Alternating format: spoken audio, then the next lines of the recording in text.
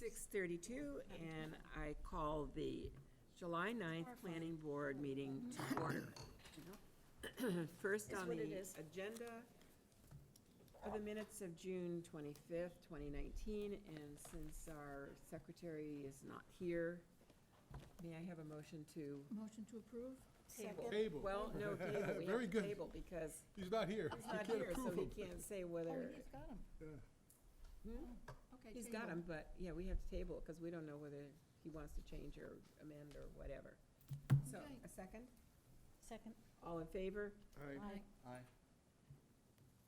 Then we move on. Is there any public comment from anybody here who wants to say something, but it's not got to do with anything on our agenda? to.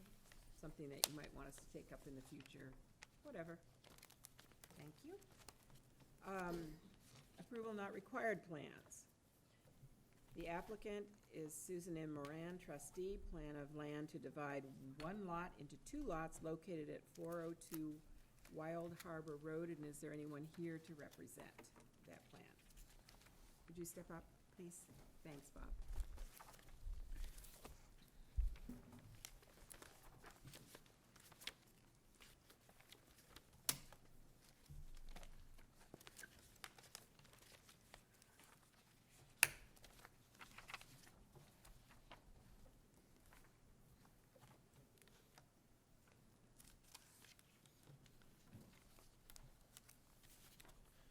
Thank you, members of the board.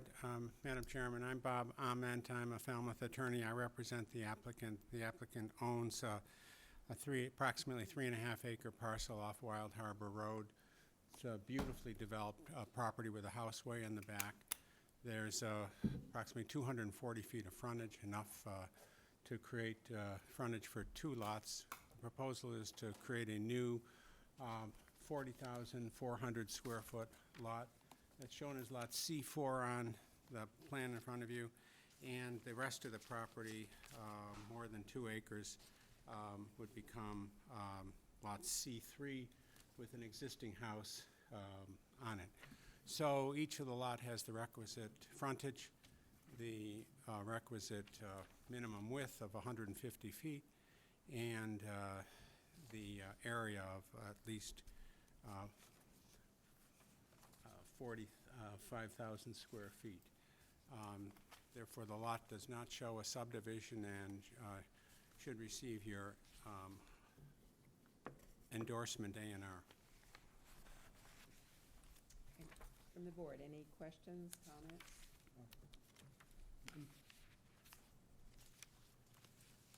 Ann? Nope. Okay, Tom, do you have any comments? No, ma'am.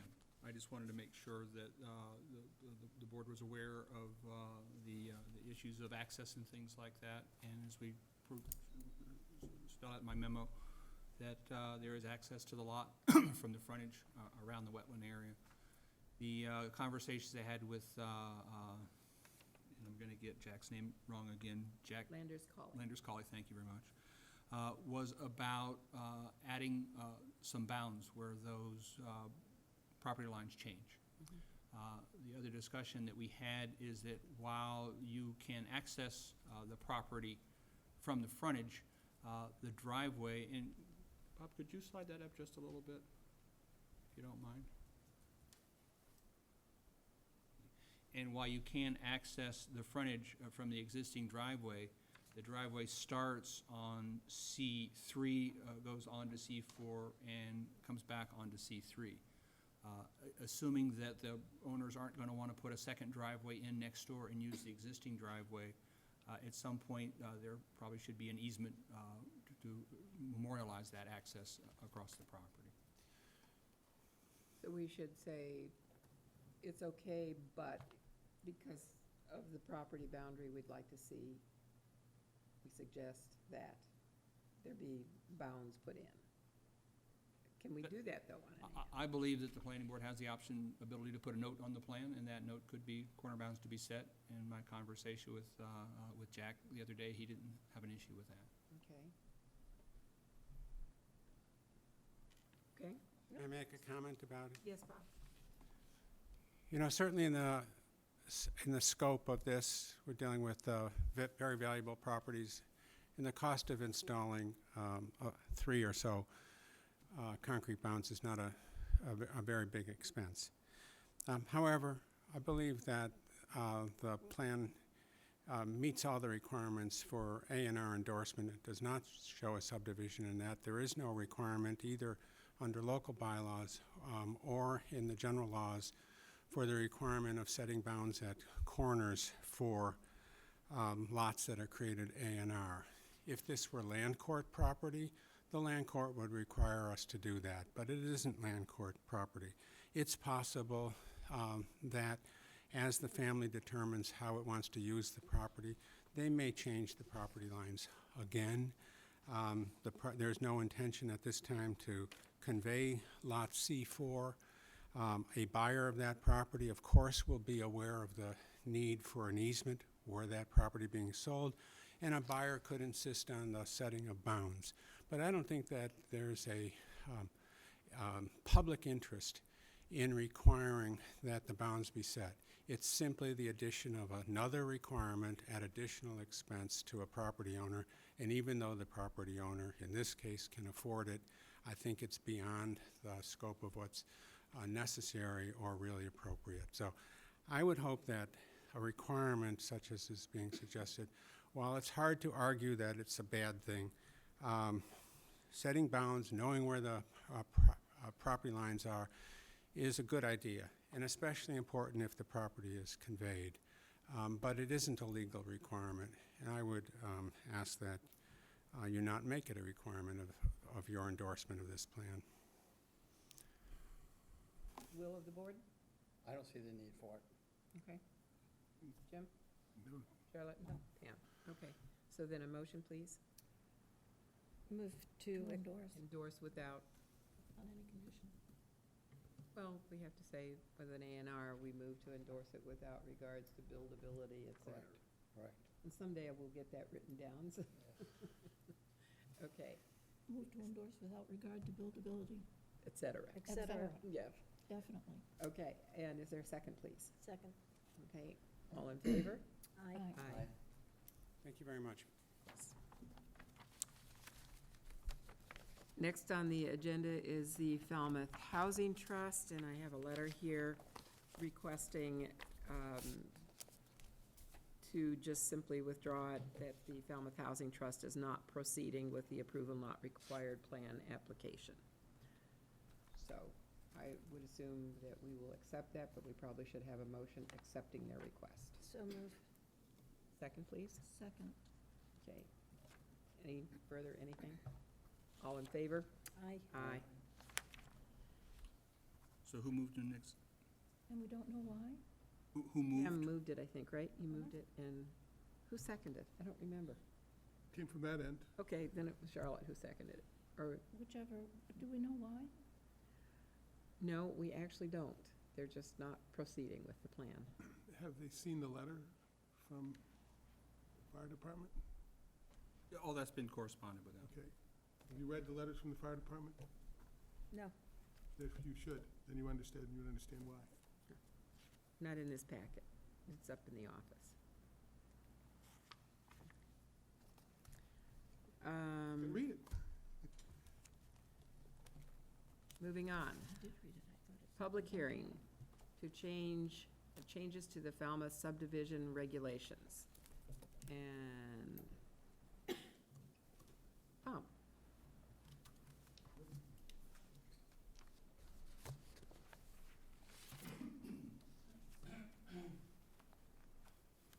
Alrighty, Madam Chairman, if, for our vast viewing audience at home, if they go on to the Town of Falmouth's website, to the planning board page, they will find our draft subdivision regulations posted.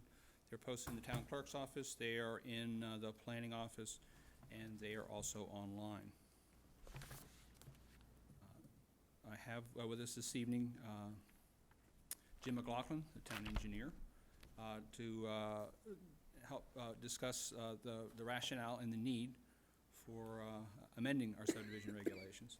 It started, as I said in my memo, with a Cypress Avenue, as you may recall, way back when, and just parameters for inspections and things like that that we currently go through. And at that point, in talking with Jim and Scott Schluter in the engineering division, they said, well, there's a lot of stuff in our regs that's sort of dated and doesn't make a whole lot of sense. So the primary reason for looking at our subdivision regulations is regarding the inspection protocol and some of the other components to the subdivision. We have had, as I've said before, sort of an uneven application of some of our policies. And so we're trying to be consistent with those and give information to the building community to help them understand what those requirements are. This is the first hearing. We intend to share this information with folks in the building and engineering community for their comments. I said there's nothing particularly pressing to vote on this evening, but we did want to open the conversation. And happy to, if you would like to have Mr. McLaughlin come up and tell us a little bit about what we've been working on and how we got to this point. love to.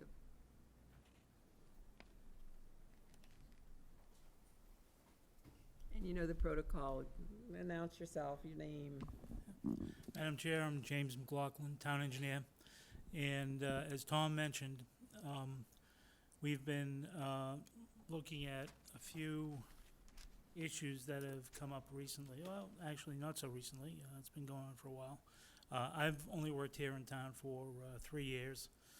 Scott, who does a lot of the reviews for the board, has been here for close to 10 years. And prior to that, spent a lot of time in private industry working for primarily real estate developers. I myself have well over 30 years' experience as a real estate developer and running a small engineering company for a real estate development company. Built many, many roads in many communities throughout Massachusetts, probably 40 or 50 different towns. So I've appeared before 40 or 50 different planning boards and conservation commissions and gone through this process quite a bit. And I think there are a few things in our regulations that maybe don't need to be totally rewritten, but do have some inconsistencies or areas where it'd be beneficial for both the town as well as the applicants to know exactly what is expected and what people should anticipate is required of them. And one of the issues, of course, is the inspections.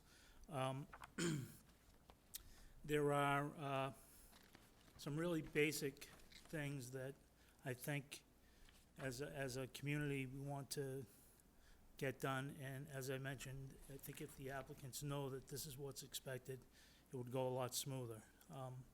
There seems to be a lot of confusion or misunderstanding regarding what our expectations are and when things should be done. And it's really a pretty simple, straightforward process to construct a roadway. You clear it, you rub it out, you get it to subgrade, and that's the full width of the right-of-way, not just the paved area. And then you begin with the installation of utilities and then gravel. Now, in a lot of communities, what they'll do before they allow you to pave, they want to have all those utilities tested. And that includes all the services too, because the intent is, once you put down the gravel, that's very similar to putting down the pavement. You don't want to have a lot of disturbance to that base after the fact. And I just looked at a subdivision yesterday, last evening before the selectmen's meeting. I had a little free time, and I went and looked at one that's under construction now, and it was just paved recently, and there's a new gas trench right across the road. And I assume over the next few weeks, there'll probably be gas services cut in across the road as the gas mains on one side and lots on the other side need services. Typically, that's not something that you want to see. You'd like to have all that work done in advance before you gravel it and compact it. Then once it's compacted, the normal practice is to have that gravel tested to make sure that it is compacted properly. And our regulations refer back to the state DOT requirements. And if you keep tracing through all the different references, eventually you get to a point where what the state requires and what most communities require is a 95% compaction of the gravel before you put down any asphalt. And at that point in time, as I mentioned, all the utilities, all the services should be in, so you're not digging up that gravel ever. The gravel, from my perspective, you consider it the same as pavement. It's not something that, once it's down, you don't want to disturb it at all. So the 95% is not specifically called out in our regulations, but it is referenced if you, as I said, trace back into the Mass DOT requirements, which is what our standards are based on. The other thing that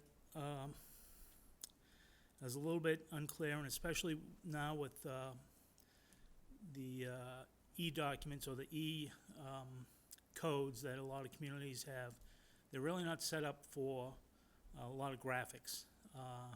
So in our old code book, there's a cross-section of a typical roadway, what's expected, how wide, and where some of the utilities, not all of them, but where some of them should go. and what kind of side slopes are required. That doesn't end up showing up in on the website now, because I think it's probably a technical issue in terms of being able to incorporate graphics. A lot of communities that I've looked at recently, going back and trying to see what they have, they often refer to, it's on file at the planning board office, and I think we may want to have something similar to that, if it's not able to be done electronically on the website.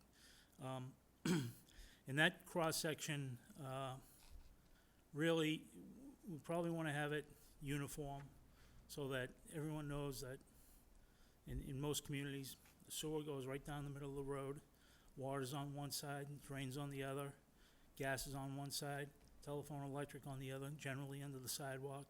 Both of those utilities are fairly shallow, usually about a 2-foot cover on those. Sewer is always the deepest and always the first utility that goes in. And the water is just about everywhere requires a 5-foot cover. And the drain line typically requires 2.5 feet of cover. So usually when you start looking at your utilities, you're putting in the deepest first and then going step by step based on what those various steps are. And then lastly, like I said, the gas, the telephone, electric, and also the services. So once all that is in and the road is compacted, then is the time to test the compaction and then put down the first base layer of pavement. Also, test the compaction on the pavement itself.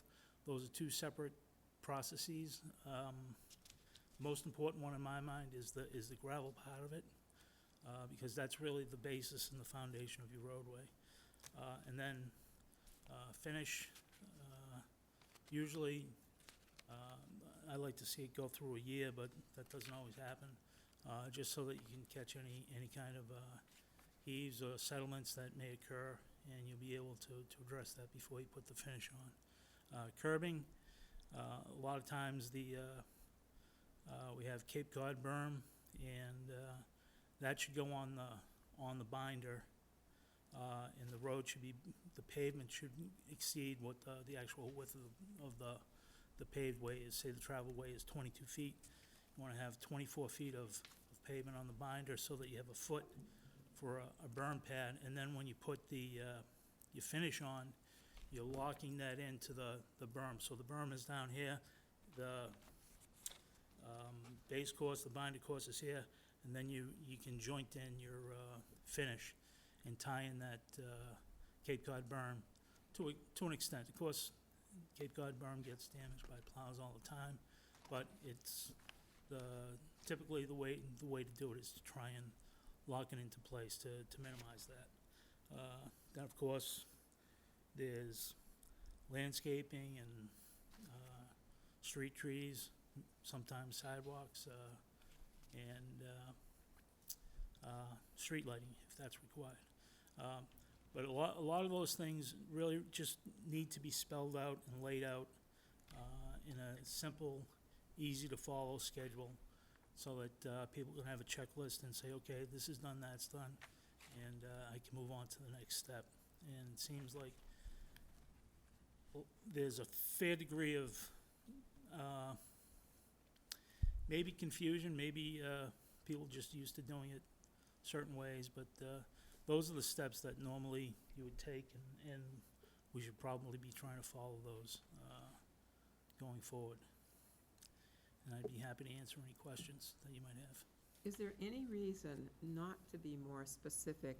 You mentioned that the 95% compaction for the gravel is not specifically spelled out. If we're trying to make it more definitive, is there Right. any good reason for not spelling all of this out? No, absolutely not. It's in a lot of requirements, and even if it's not there, that's a standard practice that most inspectors, even if it's not written down, will require an applicant to do. It's not a onerous thing or an unusual thing, but it should be spelled out, And most communities do have that written down someplace. And here, I think it would be advantageous to have that in here, as well as the extent of the testing.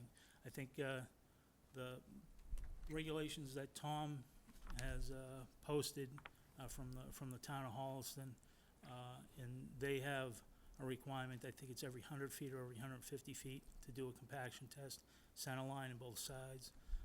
They also have, and one of the reasons that I had suggested that particular town is they have a pretty good checklist, but also a bond, pretty comprehensive spreadsheet for the bond. So it goes through and you can quantify each of the items and what the value of those are. And everyone is using the same numbers. There's not a lot of debate on, well, you know, I can get it done for this amount and so-and-so will do it for this. It's all spelled out in black and white, and we're all using the same numbers, same unit prices. And generally there's no real quarrel regarding the quantities of what the various items are. So you would prefer, if we are not remaking the wheel, to seriously look at Holliston's?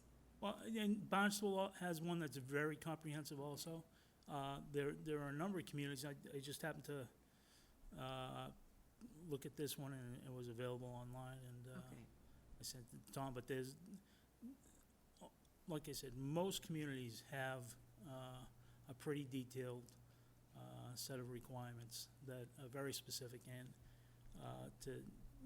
at the risk of repeating myself, it's really helpful to the applicant as well as to the people in town. Everyone knows what's expected, and there isn't a lot of confusion or complaints about, I didn't know I had to do this, or why do I have to do it? It's not written down. If it's written down, it's always a lot easier to just have everybody on the same page right from the get-go. Anybody else? Comments, questions? Yeah, John? I just had a short amount of time today to review some of these changes that might be proposed, and, excuse me, the question I have, like your 95% compaction, Mass DOT, is that their highway regulation, or is that for subdivision regulations? That's the highway regulation, because that's what they build, but that's a universal engineering number. It's extremely common. For roadways, 95%. If you're talking about a building, it's generally 98% for a concrete slab for say a commercial building. And those are tests that are done all the time by licensed firms. And most people want that done because it gives them an assurance that, okay, this isn't going to fail 2 years from now. I'm not going to have a foundation heave or a road settle. You know that it was done right, and you have some degree of confidence that it will last. So it's a highway regulation. That's their highway regulation. Well, it's Mass DOT's regulation, but it's also the regulation for many, many communities. In fact, I don't know anyone that uses less than 95%. Okay. And somewhere in here, recommended granite curbing. Is that for subdivisions also? Is that what you're suggesting? No, or- the only reason that we sort of picked this particular one was because of the inspections and the specificity of that particular aspect. There are a lot of things that go into whether or not curbing is required, granite or concrete, and a lot of times it has to do with the type of roadway and what you're expecting the traffic to be. If it's going to be a major collector type roadway, then me personally, I would suggest granite. Most of the work that we do in the downtown areas or the more urban areas, we use granite. But then in some of the more remote areas, we don't. But that's not, I'm not arguing one way or the other for that. Obviously, granite curbing, certainly vertical is very expensive. Sloped is a little bit less expensive, but they're all much more expensive than Cape Cod berm, for sure. Okay, so these are things for us to review and. Yeah, have I'm not, discussions not trying to pitch one particular town. It's more a question of trying to get a little more specificity to what people can expect in terms of construction on subdivision roads. Thank you. Anybody else? I'm a little confused now. Are you recommending that we go to granite curbing? No?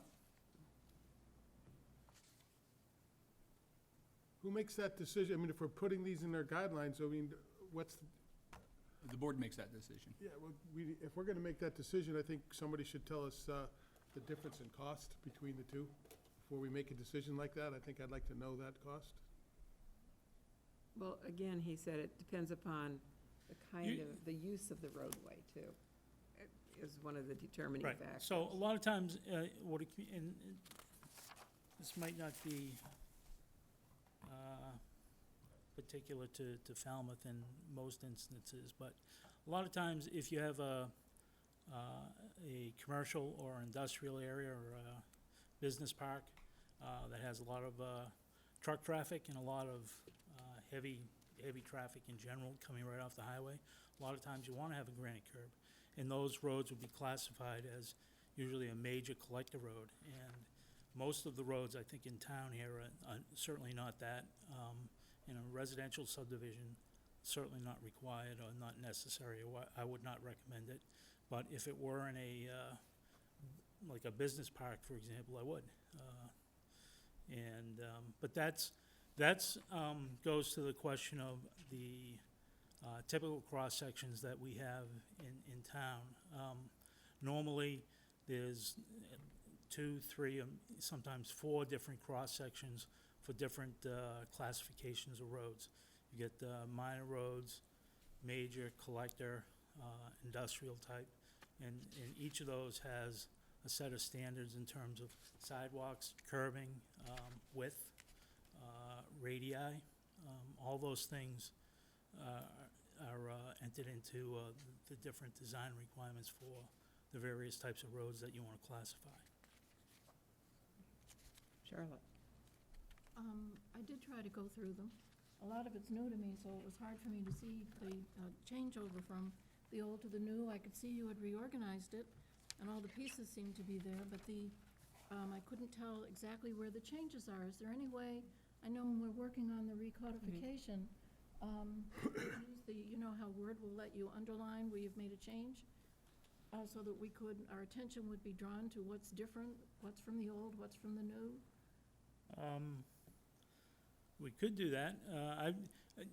To be very candid, I thought we were just throwing out some suggestions on what would be appropriate for construction and inspection, not necessarily rewriting the entire regulation.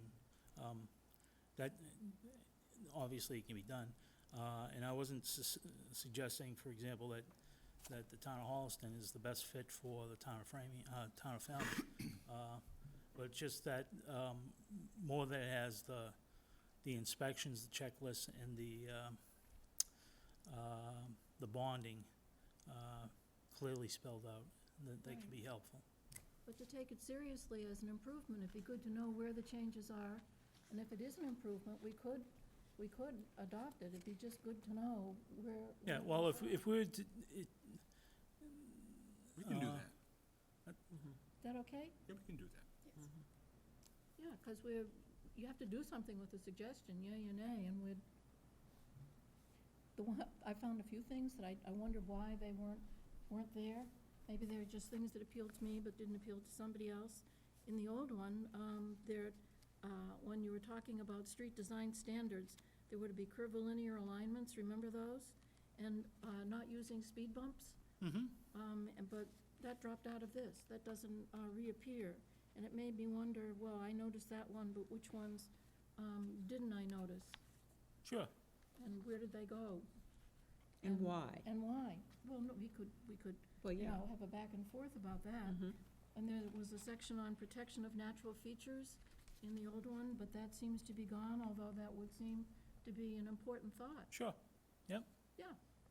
So No, just a- I'm not, No, I understand it's a beginning. suggesting, that all those things aren't important, and, as I said, I really was only focused on the, inspections and which is what normally our, office gets involved with. Would be doing, that'd be helpful to everyone to see that sheet. It would have been very good at an issue that we had at our last meeting.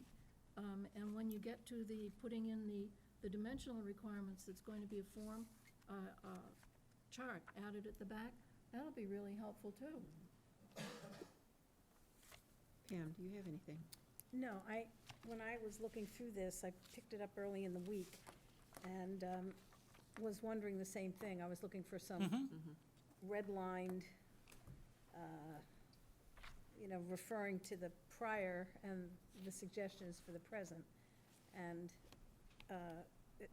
it's pretty onerous to go back and forth between the old one Sure, and this one. yep. So that would be great. Yeah, And Charlotte? just one other thought, and as it moves forward for completion, the state law from which this is drawn, of course, and on which it's based, has the purpose, and then the waiver and strict requirements rule that goes with it, the 81M and 81R. Might be good to just include the whole thing in it, rather than abbreviating the purpose. It makes it easier to understand all the rest of it. I should have prefaced this whole discussion too with the Falmouth subdivision regulations, the design standards, and looking at the planning board's rules and regulations. These will be subjects for discussion at least across the whole summer. It's nothing that's, we gotta finish by this particular date. Right. This is just the beginning of this Well, in discussion. a strong beginning, it's good. It is wonderful to have all of this. So is there anyone else? John? So the current inspection regulations that the town has, where would the average person find those? They're, in the regulation, I don't have the copy with me, In but the they're, planning board's regulations? and there are 4 or 5 spelled out, and there are also some requirements that call for notice through the planning office before, we get involved. And what seems to be happening most recently is, we get emails or texts at 7 o'clock at night saying we're gonna be out there tomorrow at 7 a.m. And that sort of circumvents Tom's involvement. But that's in the regulation right now. So typically, someone puts a new road in, starts a new road, they contact the planning board, the town planner, the planning office, Mm-hmm. and the planning office then notifies the engineering department that an inspection is upcoming. Right. And the way that the regulation's written right now, I believe it says it's a 48-hour, 24. 24? Okay, 24-hour notice. So I put a new road in a year and a half ago, Mm-hmm. and they were terrific. All the inspections, and it was really easy to do, but they do a terrific job, so. But you're Well, indicating. when I started reading this, there were some things in there that, like granite curbing, there's some other things in here too that would be very expensive, and I can understand in some locations that would have its important. I just didn't know if the recommendation was that every subdivision have granite curbing. or Absolutely not. So I appreciate it being explained to me. So maybe there could be a generic area too that describes that in these circumstances, we would be looking for potentially having this type of Right. curbing. And I only asked the question about the inspection so the general public can understand Sure. it. And anybody else is putting a road in currently, so. Thank you. Charlotte? Could I ask a question about general practice? There can't be that many road contractors, and chances are they have experience, they're working in several towns, not just in Falmouth. So it's likely they're working to an almost similar standard in all those towns. Is that true or not true? No, I think that's probably correct. I think, as I mentioned, Barnstable has a very comprehensive regulation and inspection protocol. And I would expect that some of the people that do work here in Falmouth, also work in Barnstable. When they come to Falmouth, do they think, well, it's a little easier here? I couldn't answer that question. I hear great things about the inspection from the engineering division, from Mr. Drewley. Well, from everybody. Okay. So my understanding that these are all recommendations, and we come to vote on this, this is gonna be given back to us, and we're gonna have a red line version showing what is exactly changed from the old to the new before we vote on it? Correct. So, as I said, we We're gonna get to anticipate. see this. Yeah. So this is the introduction. So in the case of inspections, which is in the subdivision regs 305-42 for inspections, it notes the 5 different inspections. And when we do an inspection of a subdivision, that is actually on each inspection form as we crank them out. So there'll be a little different inspection form as we come out that has all those particular inspections. So when the applicant gets that first inspection, he gets a report that says, okay, you've done your first inspection, there's boxes for, here's the next 4 you have to do. So it's pretty specific as it is now, what your additional inspections are. And that would be the case for the inspection protocol going forward. So as we look at those places where we want to change things, the motion by the board at some point in the future, assuming this goes as anticipated, the board would move, I would move to replace section 305-42 inspections with this new section. And we'll plug it in there, but we'll have a side-by-side comparison for you as we get to each of those sections. And we're gonna have some public discussion about these. Absolutely. As I said, they're on our website. They've been advertised in the paper and on our website, but we'll be sending them out to the people who build stuff as well, saying the planning board is considering changing these inspections, changing the subdivision regulations, and invite their input as well. Can I ask one other Go question? ahead, Joe. How many new roads do you see a year approximately in Falmouth? I 2 know or 3? there's long roads, short roads, 2 or 3. 2 or 3, okay. And I just want to add to one thing that Tom mentioned in partially also in response to your question regarding where these things are in the regulations, that we just had a little bit of an issue on another road where there's a requirement in our regulations right now that says all the utilities and all the services shall be installed before the pavement's put down. But that's not in the inspection checklist. It's a few sections previous. I think, that particular applicant didn't realize that and ended up going back and excavating out. The sewer service in particular on one of the lots was, I think, 13 or 15 feet deep out in the street.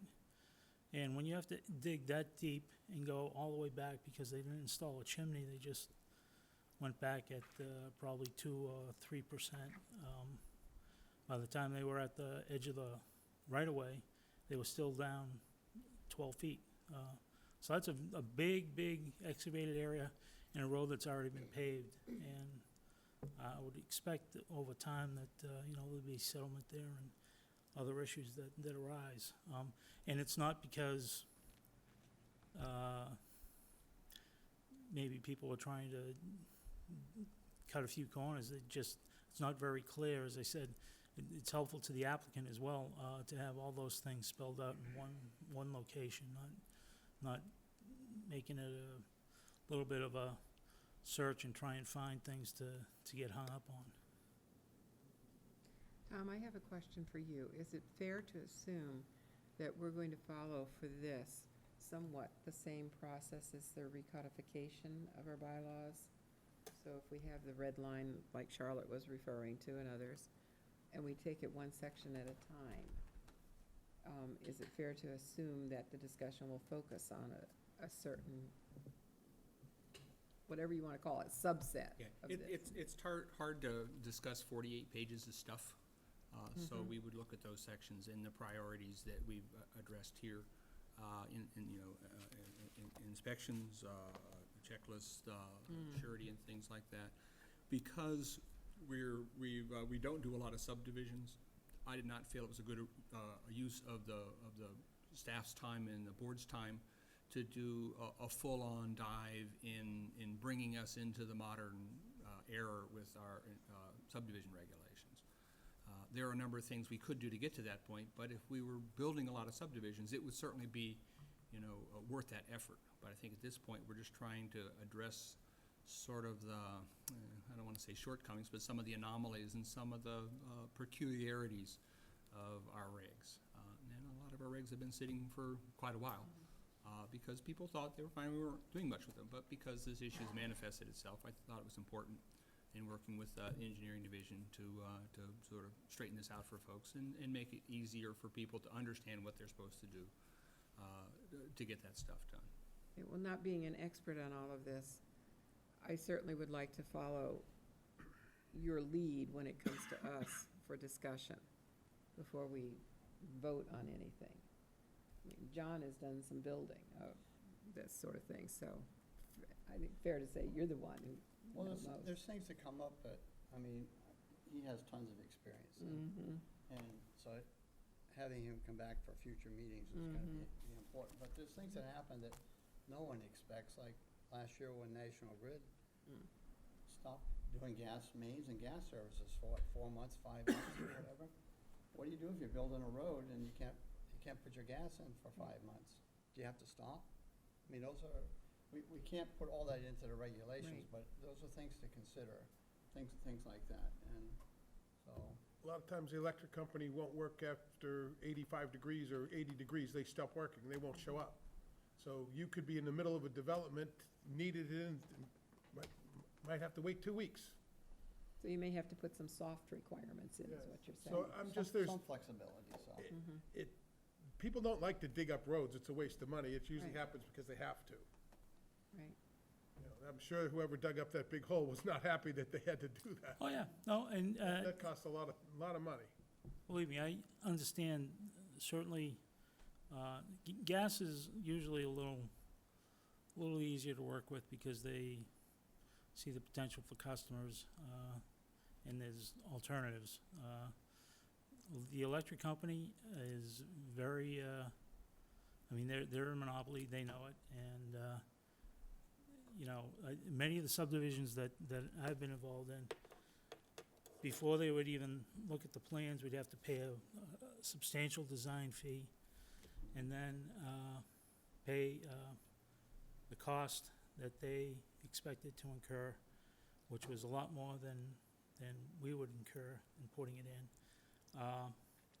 And then on top of that, we'd pay them their income tax, because that was income to them. They were getting all this work for free or donated, and they had to pay tax on it. And they came back and said, okay, developer, you pay for it. It can be a very frustrating process in terms of trying to get some things done, and I understand that. It's always a challenge to coordinate so many different things, and a lot of things that you don't have control over, not to mention the weather, of course. Thank you. I think we'll very much look forward to what comes out of this being the beginning, and what we can do to help people around here.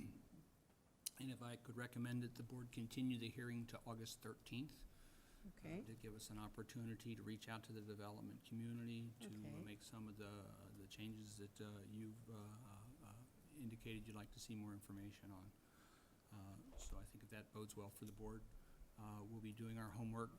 Obviously, any board member's got a comment or question in the midst of things, you know where I'm at, and you can send me a note about things that you've got a concern about, and we'll add them into the mix. But with that, I would recommend continue the hearing on this till August 13th. Do you have any,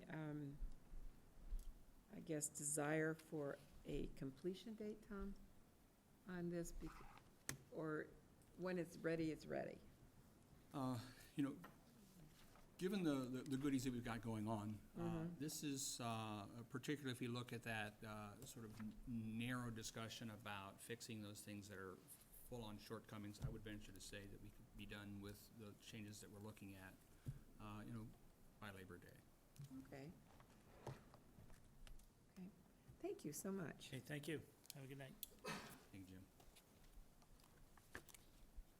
Okay, creation of design standards in conjunction with the Falmouth zoning bylaw. you wish to speak to that, or we just have it here?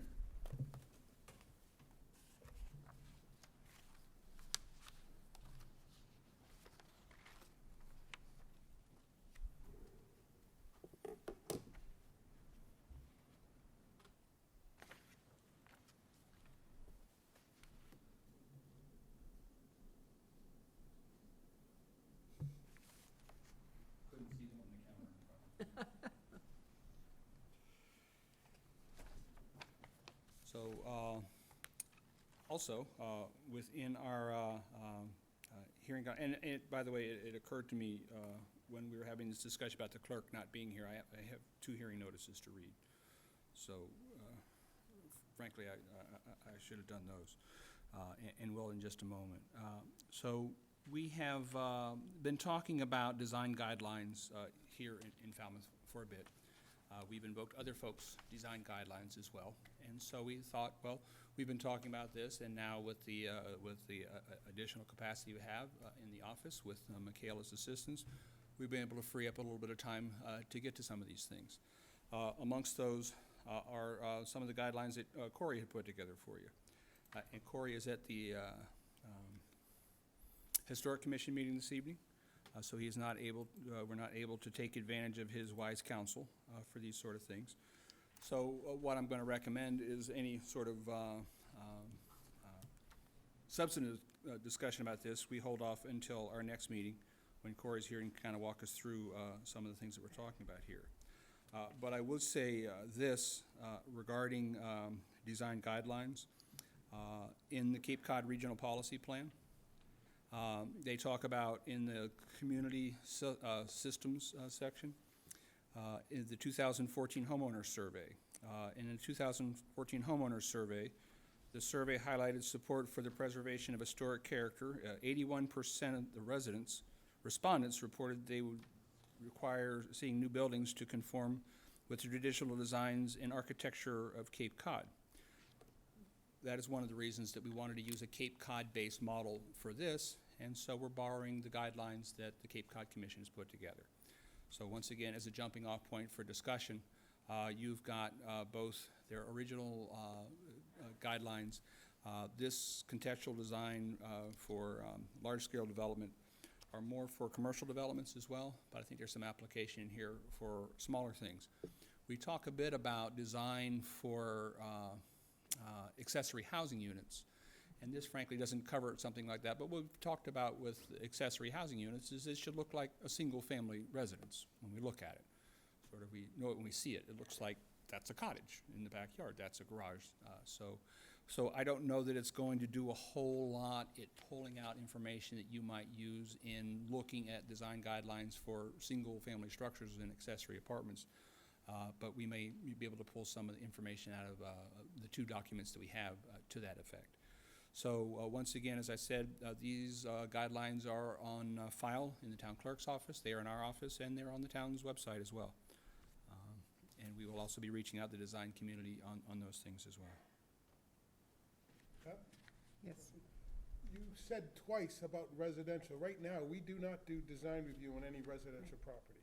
We only do it on commercial. The only time the board has pointed out any design, sorry about that. The only time the board has talked about any design standards for single family is when we're looking at an accessory unit. Right. Because we do a design review, this board does for the accessory. Right. That's the only residential Yeah. thing we do because we already have those standards in the bylaw.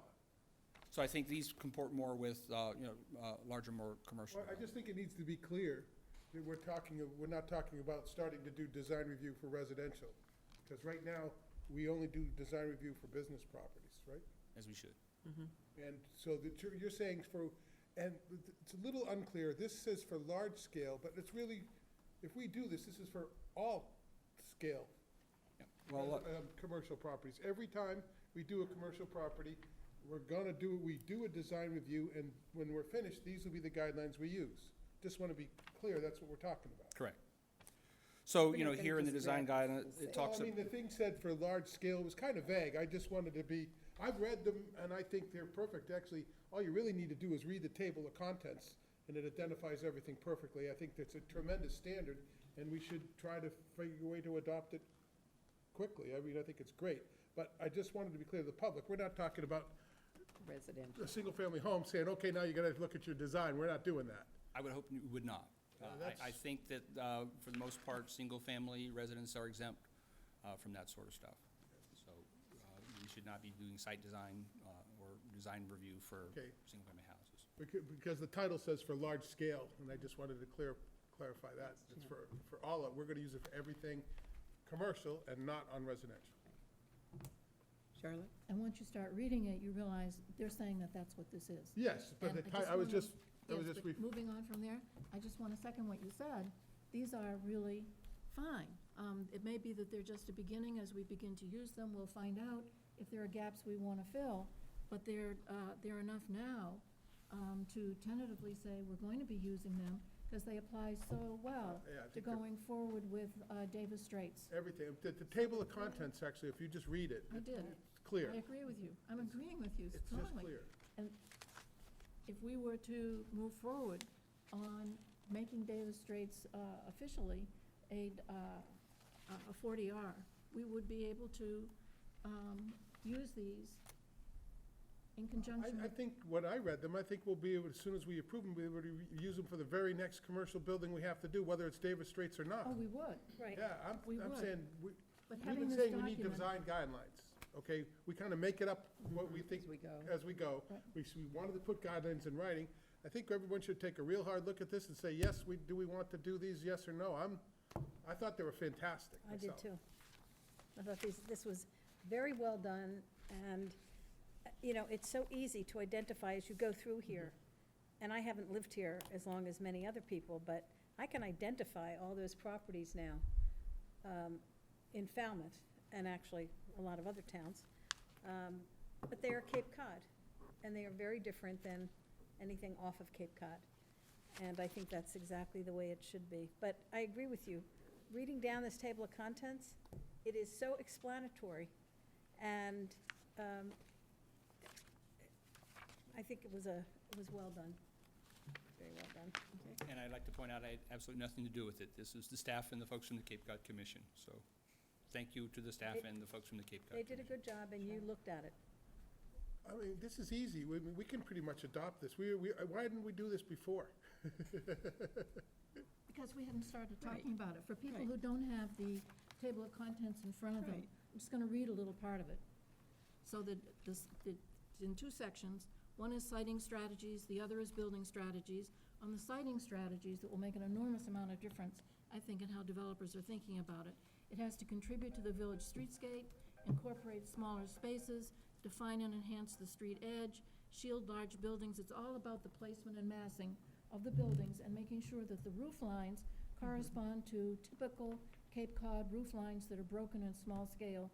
And if you're building a big building, to put smaller buildings in front of it, the larger buildings behind, and in later sections to concealing parking spaces and large areas with landscaping, all things that are really, And in the sides and the talked rear of the about. building. and the sides and the rear, they're put to the back, which is really good. Everything And we about talked about. varying the heights, it's everything we would want them to do. I wonder if there's some way to have an understanding that when we vote to adopt them, which we probably will, that it would be, this is sort of a living document, that this is, yes, this is fine for what we want, and it's a wonderful basis for conversations. It's a terrific guide for developers, but it may change as we learn. I think we have to do I that, think we'd have to do that. becomes a right. living- So it's not, like the LCP, yeah, living exactly. document. It should be flexible and fluid, and as we progress, especially with Davis Straits, there may be changes we want to make, but, I mean, I think this is a Right. great foundation Well, to start with. And it has good pictures, so that people who are Pictures are looking on the website can see a lot of illustrations, and a number of the photographs are taken in Falmouth. So they're congratulating us on buildings we already have, and saying have similar but not the same ones going forward. It's good. So procedurally, it is a regulation, and regulations can be created by the planning board during a hearing. So as we want to evolve our bylaw or our regulation, we will do so the same way we did now. We'll hold a hearing, we'll advertise it. And so moving forward, as we evolve we can do those things in the auspices of a hearing. It doesn't go to town meeting, but it's a Right. hearing for the planning board for that purpose. And Tom, you said you had notices. I do. We should say thank you to Michaela and Corey, Absolutely. Yeah. Thank you, Michaela This one was all Cory. and Corey. and Corey.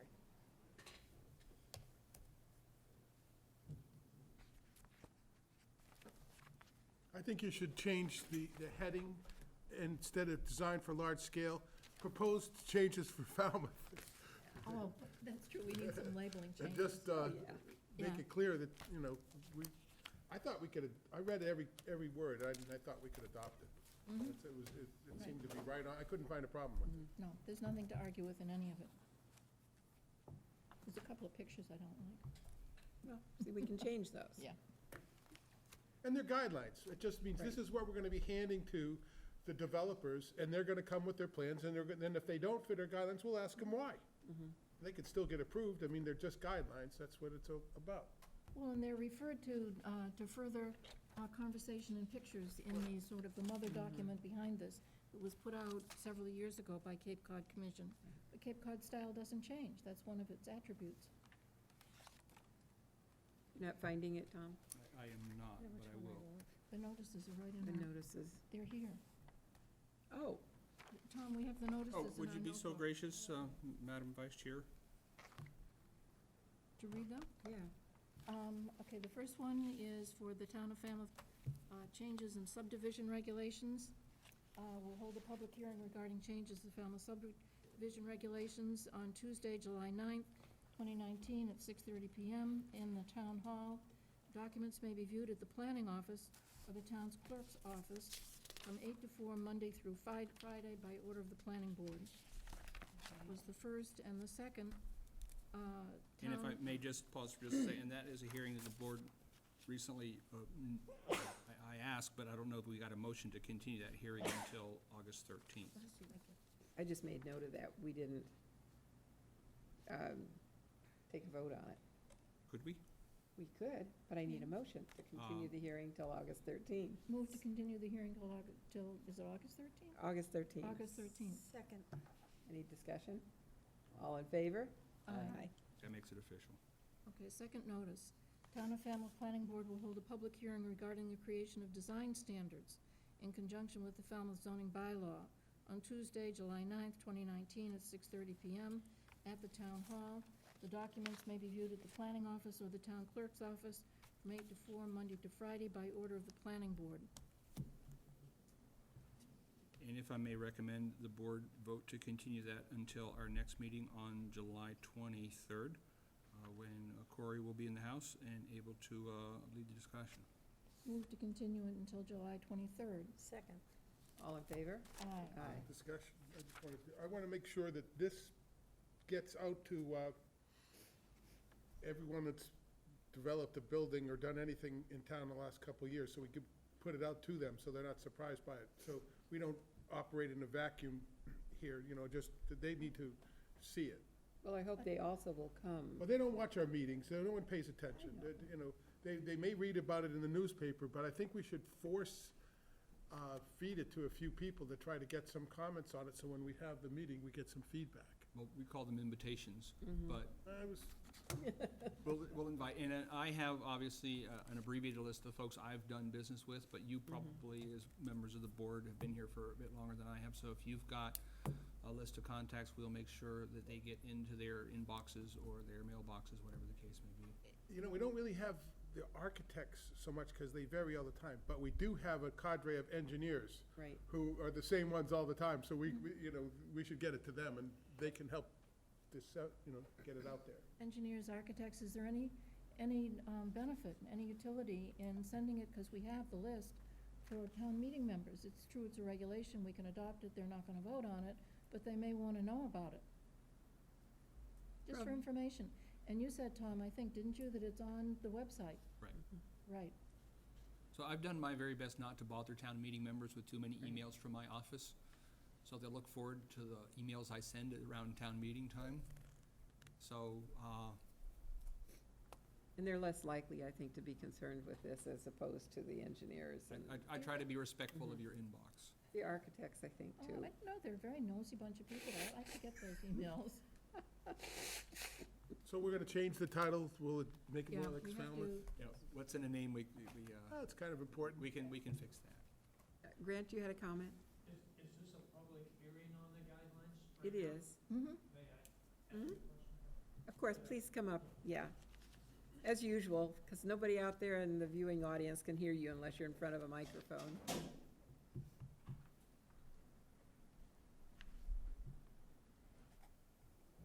Have you seen them? No. I'm sorry to say, well, first, my name is Grant Walker, 71 Philadelphia Street. I have not seen the guidelines. This is the first time I've heard about the guidelines. I would like the opportunity to see them and make comments on them. But my understanding from what you've already done so far this evening is that you will be continuing the public hearing on the 23rd, is it? Yes. And I would have an opportunity, others would also, that night. Yes, Thank you very much, and that's my question, that's my comment for tonight. thank you. Thank you for bringing that to attention. Mhm, And I think we have an enterprise person here, We do. so it's very likely that we would have an article talking about the guidelines, and you might have my copy.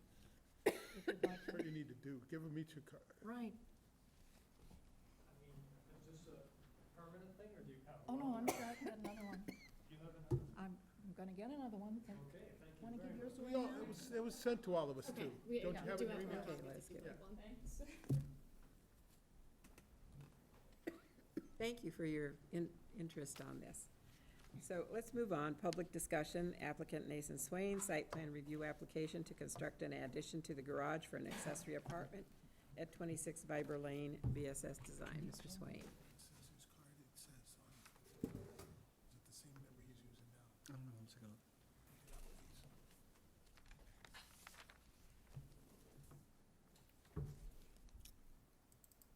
Is that the new one?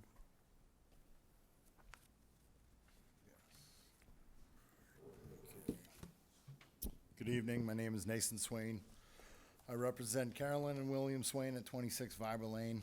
After talking to my parents about the last meeting, we decided not to add on to the existing garage and just convert it as is to a one-bedroom accessory dwelling to be occupied 7 or more months a year. I met with the building commissioner, and we only needed to use the first and second floor to meet the 40% rule.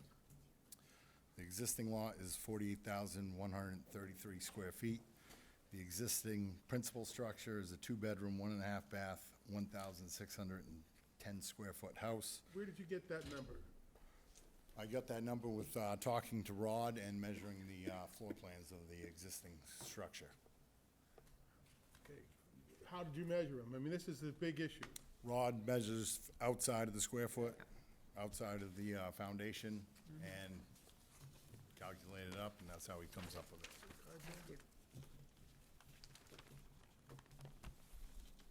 Yeah, this is why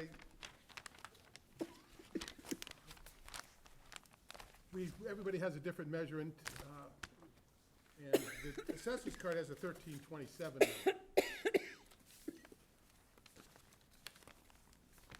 And now we have a 1,600 number here. So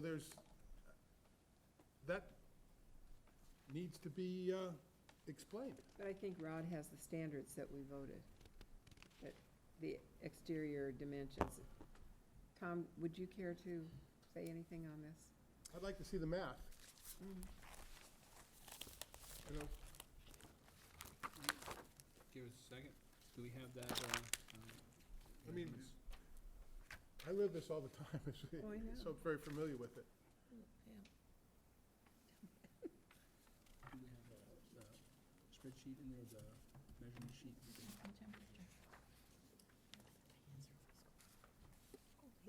No, just the previous one. These are the newest revised numbers that we've received from Rob. So, the original measurement sheet is the former square footage sheet. This is a former actually amending to get rid of the area in the basement to minimize any confusion in the calculations. So, what we have from Mr. Swain is the measurements from the structure. I met with Rod, he determined the square footage of the primary to be 1,610 square feet. So 1,610 square feet are the measurements he brought to Rod. That allows an accessory unit maximum size of, or the accessory unit of 583 square feet, which is the existing square footage of the garage without any Correct. addition, as I understand it, for a total of 36.41%. Accessory unit being 36.21% of, Would you do the 36, would you do it as a, but I would just like to see it done on the 1327, because I wanted to see where the extra 600 square feet came from. I mean, we talked about, I thought we had the different shapes of the roof and how the math is, and we wanted to see that math done, and now we're saying whatever the building inspector says. It's a little bit different than the way we voted it. so your question is at 1,300 and, What, yeah, 1327 is what the finished area, which is on the assessor's card. You're And they saying- give the math, they give the numbers are there. You're saying 1527 as opposed 1327 as opposed to whatever he's proposing. 1610. 1610. And the assessor's card has square foot, you know, it has they're squares. They're outside dimensions, so we've got two different people coming up with there's 300 square foot difference. And I think that should be reconciled. That's Oh, I do a too. significant number. I mean, if it was a couple of feet, I wouldn't care. But why is it different? I know what you're saying, and Because Rod I said don't so, know. is what we're hearing. well, every person who comes in for an accessory housing unit, we make sure they check with the building inspector, because the very first thing they need to know is the actual physical work that they're gonna have to do on their structure, particularly if it's an attached structure. So Rod sits with these folks and counsels them on not just the zoning issues, but the actual building issues they'll have to deal with. Obviously, this is an detached unit, so that's not that issue. No, but the size is important. And the relationship, when we're trying to make it 40% of the main house, that was done intentionally for scale. And so what they first proposed, they wanted a bigger one, so they had a 2,500 square foot house, so they could do 40% of it. I mean, we've seen, everyone we've seen people push the numbers and change them, and I'm afraid what does our bylaw say? I thought we were specific on how the second floor would be measured. So technically, I could include the third floor, which in the bylaw, it says I can use 50% of finished attic space. Well, especially because if the assessor's card says that, can, Tom, read the codes, those, I'm sorry, I don't have my glasses, those three letters, if they say finished attic, you got it, yeah, but it should be. Which three letters am I looking at? Maybe that's where it came Can you from. read those letters? should be. Sorry, passing the I should have brought my, On the bond, those three right there? It's 50% of the upper floor. BAS, UBN. Then- Well, it depends upon what so kind of one's a base, which structure is a it is. finished, If it's a FUS Cape is, Cod or a there is a second gambrel. floor. 600 We have square different feet. formula This- for this it. Cape Cod. Looks like a It's the cape. Cape Cod, yeah. So we usually take the first floor and a percentage of the second floor depending on the I shape know. of the roof. And we're just giving that up now and saying whatever Rod says. No, Well, that's what's happening now. no, what I said is that Rod has the formulas for the calculations. I'm not saying that he used them on this. I don't know either, but I would actually like to see the numbers reconciled, Mm-hmm. so that we could make a judgment how close they really are, and see if there's a difference in doing it. Because if he's simply taking a finished attic and calling it the same as the ground floor, that's not right. It should be 50% of the ground floor. If it's a gambrel, it should be 90, but we went through. Right, we went through all that. We waited the whole year on this discussion, and then no one came up with anything except for We what. voted those numbers. Except for the formulas that we're gonna use here, and we spelled them out.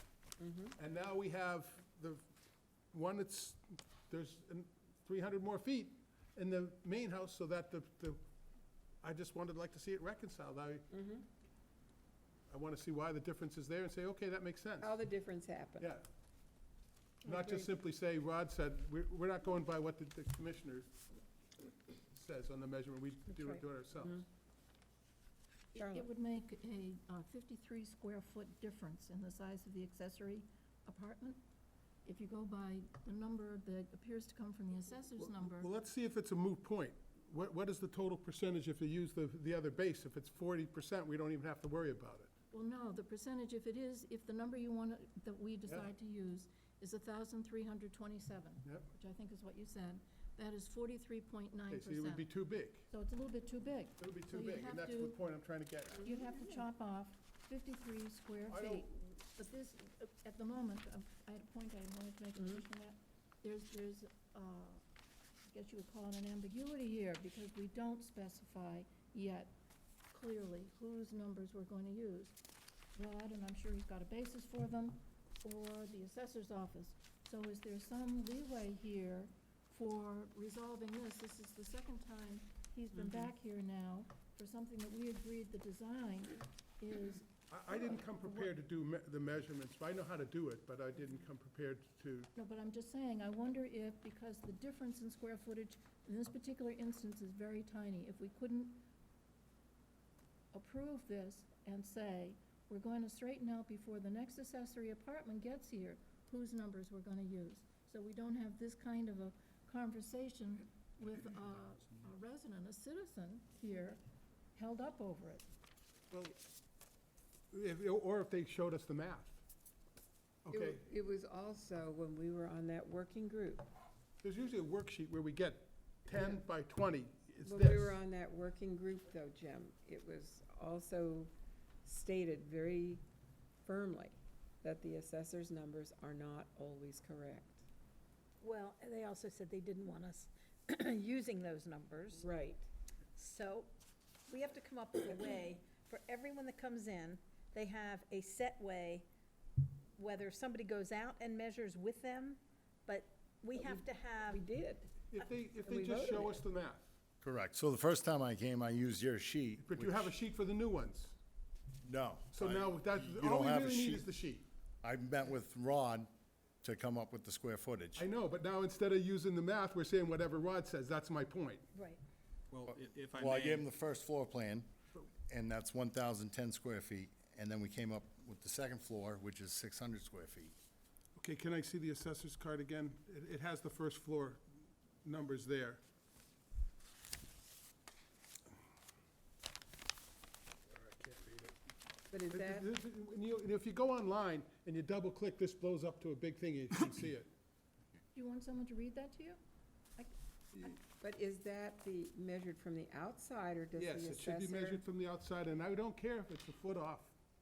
I do care if it's 300 feet off. right. And that's my whole point. So Tom, you were going to make a comment. well, in the plans that have been submitted, there is the calculations for the structure. There's the floor plan for the building, and there's the measurements for the building. And those Somebody should just compare them to these and see. And in those measurements for the building, we have a base floor elevation of 793.6 feet. What does, this has a big, can you read the DAS? If we could blow, this could be real easy if you blew it up. And if you're online, you just double click and it comes up real large. You got it right there? I'll turn that over to you if you. I can't see this black. Okay.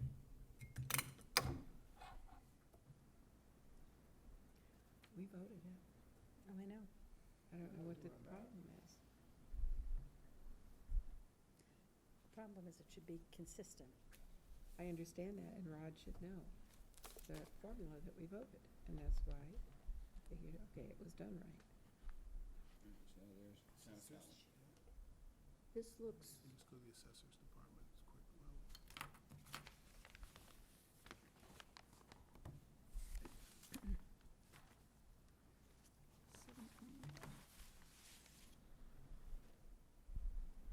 John. Here are the, would you do this 30.3 block and then Shouldn't add have on to this be little doing one this. to it? Mm-mm. Every, That's why I can't see it in your hand. I made a wrong assumption. Because he knows. I don't how go it use the works. town website, I just go Right, right to he the was- assessors, he it's was a lot part of faster. Okay. The discussion. Seems to me that that's. Just be 30.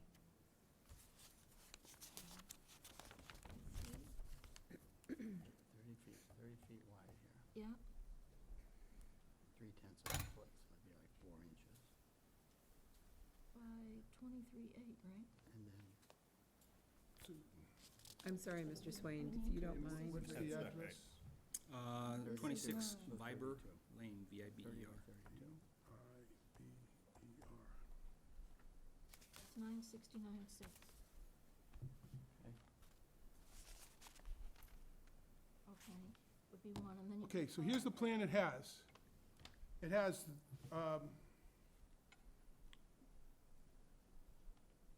this is a wooden deck, but the main house is 16 by 30.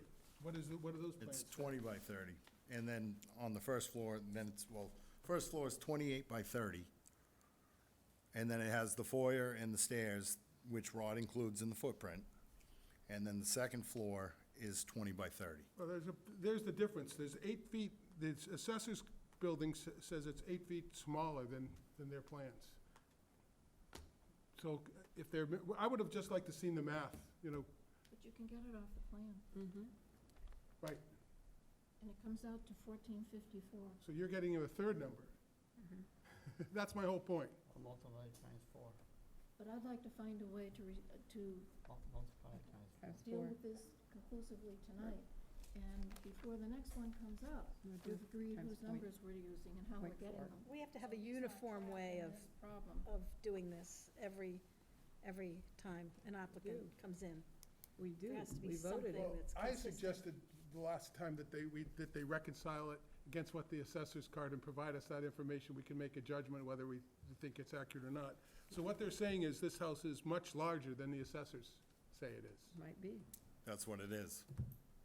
If we take the numbers off the drawing and we give credit for half to the second floor, so we have a first floor measurement, and we have half of that for a second floor measurement, we came up with, what was the number there, John? 1,454 1454, times 40%, right, which comes, 582 square feet. 582, and his accessory apartment is 583.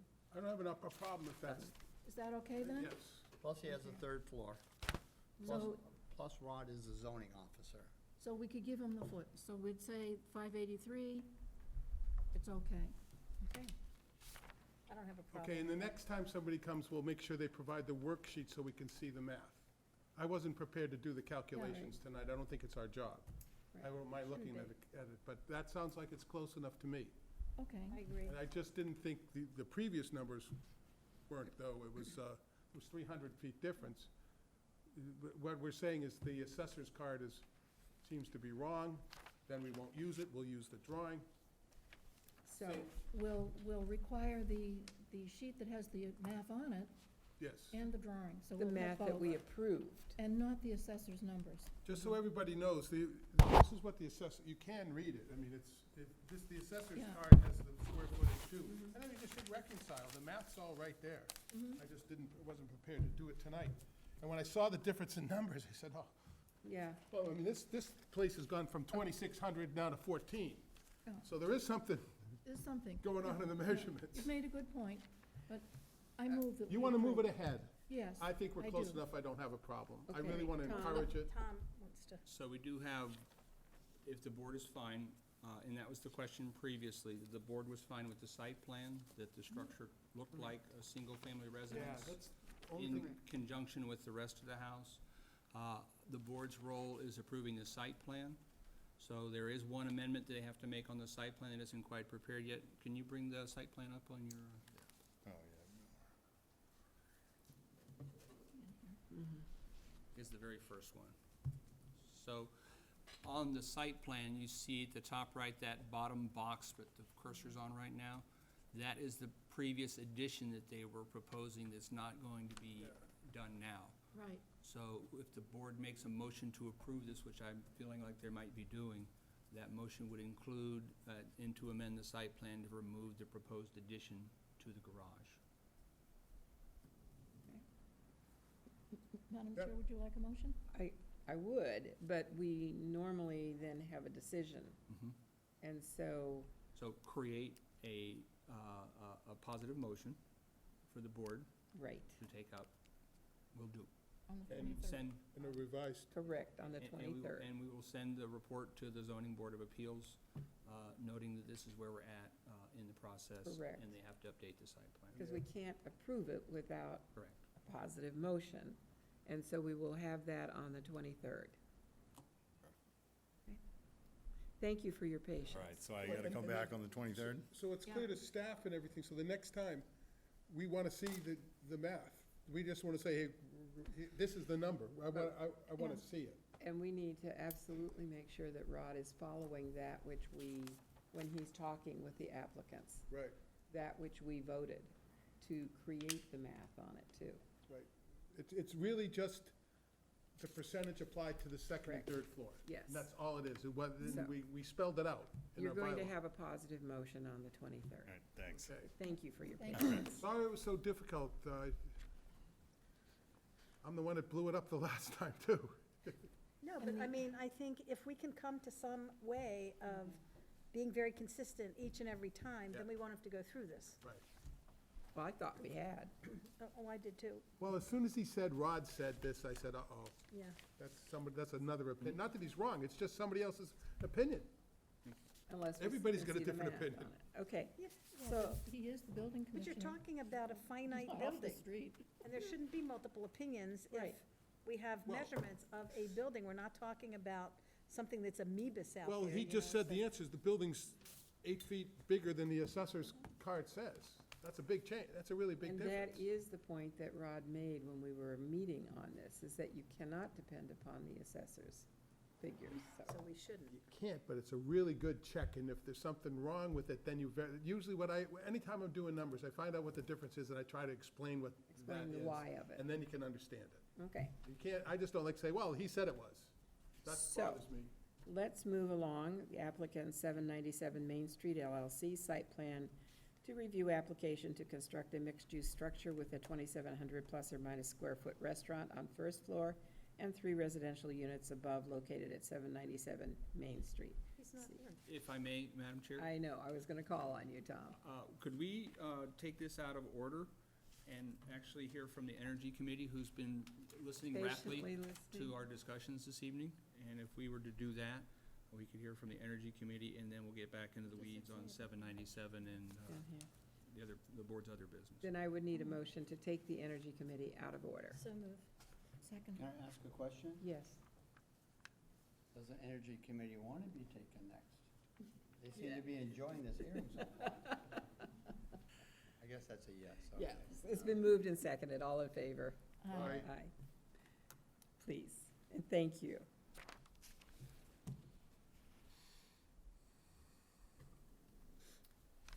Good evening, and thank you for taking us out of order here. Which one is it, this? This one, yeah. So, we, wanted to talk to you tonight about some of our priorities, from the Energy Committee, and I have Rosemary here with me as well tonight, and Grant, who joins us on a regular basis, but is not, a formal member.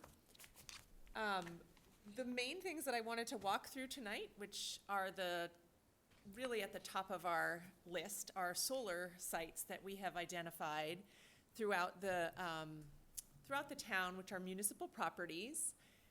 Just a little bit of context on this. 2 summers ago, through Self-Reliance's summer intern, we did this analysis of the sites that are already developed within the town and prioritize them so that we could have a pretty comprehensive idea of what was available for, say, the town hall parking lot. And I will walk you through some of these slides. And so that's one of the things. And thinking about this also from a resiliency perspective, about where could battery storage and electric vehicle infrastructure also coexist. That's something else that's sort of woven into this priority of solar for the Energy Committee. Something I'm not really going to talk about, but is definitely on our agenda, is the passing of the stretch code so that we can become a green community for the town of Falmouth. So my name is Megan Amsler, and I am the chair of the Energy Committee. Here is a list of how we prioritized in terms of capacity of the site, each site. So we have very high, high, medium, low, and very low. So tonight I really just put together a slide deck that encompasses the very high sites and the high sites. The entire slide deck is available on our website portal on the town's site, so you can see every single one that we actually went through. So DPW, that's one building that we identified as having some really great roof space, as well as some parking lot area where we could do some canopies. This is about 420 kilowatts that could potentially be sited at this facility. We use the solar siting software called Helioscope to identify all of these sites. Falmouth High School is definitely probably top of the list for us. Again, very high, over a megawatt of capacity there. So the existing PV, you can't really see it here, but it's on the sort of east-facing wall there, and then there's a small array that's up on the roof that's there right now. But we looked at much of the mechanical equipment which exists up on the top of the roof, which would provide shading and that sort of thing. So it's a relatively small size array that would be possible on the roof. And what we looked at is the availability of parking lot canopies there. So that is what really enables us to get a pretty comprehensive site. The other place we looked at was Morse Pond School. This is also very high, so 480 kilowatts of potential site there. This has a fair amount of parking lot space, and then again, some roof-mounted opportunity there. There is a very small system, I think that is probably like 2.5 kilowatts, that was installed a number of years ago through the Cape Light Compacts program. So that's sort of a drop in the bucket there in terms of capacity. But East Falmouth Elementary, this is another site where there is a great amount of space. Almost 500 kilowatts of capacity is possible there. Again, a balance of roof-mounted as well as parking lot canopy possibilities. So now we're moving over into the high. This 380 is possible at the rec center. Now, we did this a couple of years ago, so we didn't have the plans for the senior center there, and it is our understanding as a committee that that building has been sited in a way and wired to be solar ready. And I should also make the same notation that we did this before the water treatment facility had been constructed, and so that's another site that was not included in our scope of work. So those are sort of outstanding. We can certainly look at those again. But this site here, the rec center, lots of ground-mounted systems, and there is a very large solar hot water system up on the roof there, and there's about 5 kilowatts of existing solar electric on that building already. So almost 370 kilowatts of capacity potential at Lawrence School. Again, really looking at a mixture of roof-mounted and ground-mounted canopy potential here. Almost 300 at Town Hall, so right out here. If you think about the fact that there's, we got 24 kilowatts installed on this roof through a grant, probably back in 2010 maybe, through the Department of Energy Resources. So we have some existing PV on this roof. All these mini splits that are now in this building run on electricity, so it's really nice to have some on-site electricity available for when we're running these things. So that's another. The T-Ticket Elementary, this is another really great site, 300 and almost 40 kilowatts of potential. Again, roof-mounted and parking lot.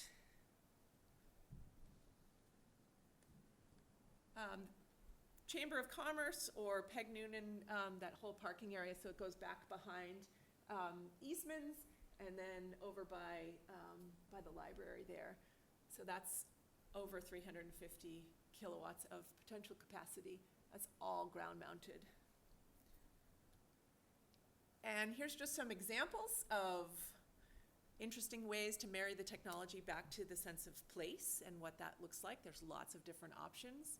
I really like the way this is a company out of Wisconsin called Whole Tree, and they use actual trees that are engineered, and it's oak and black locust, so they meet the wind loading characteristics and the snow loading characteristics of the region, and it's kind of a nice, interesting aesthetic to consider when you think about solar technology and sort of what is the sense of place and what do we want that to look like. So, any questions?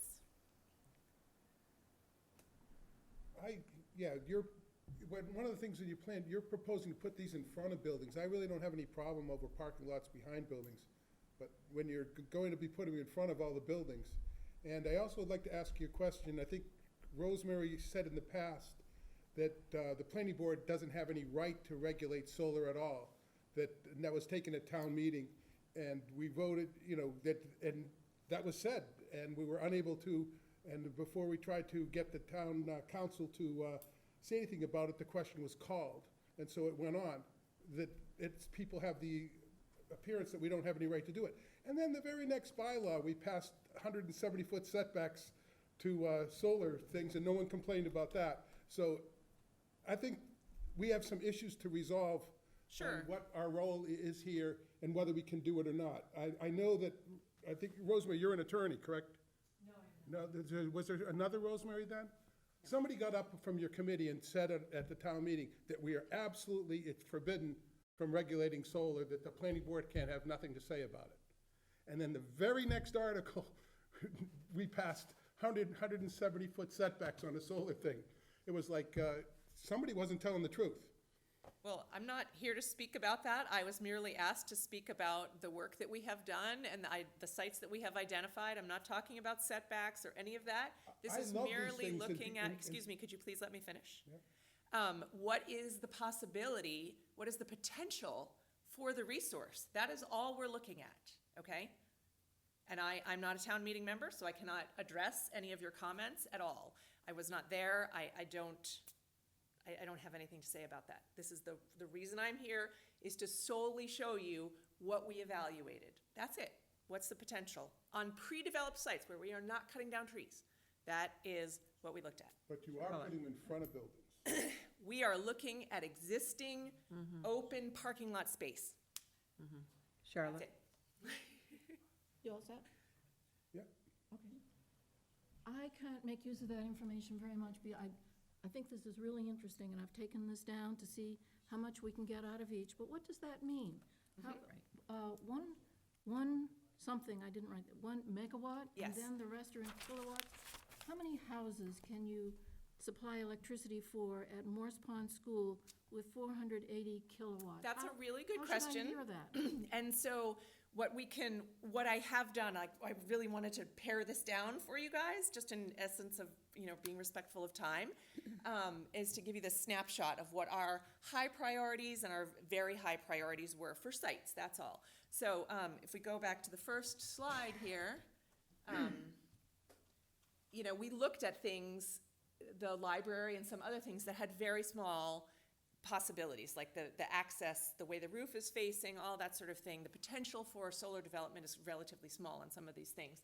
So there is a slide which I'd be happy to send along to Tom to include in this bundle, or you can look at it on the Energy Committee's website portal on the town's website, and that includes the entire thing. But for all of these sites, we could provide about 85% of the municipal load. So that's just, That's all of, for instance, people are putting solar on their houses. Yes. How much for that house does it supply? Put it Well, in- and so that's each building, uses a very specific amount of electricity, and it all depends upon what appliances are being utilized, how people's, personal energy consumption patterns are, and all of that really determines what size of a system you would have on a residential or even a small commercial building.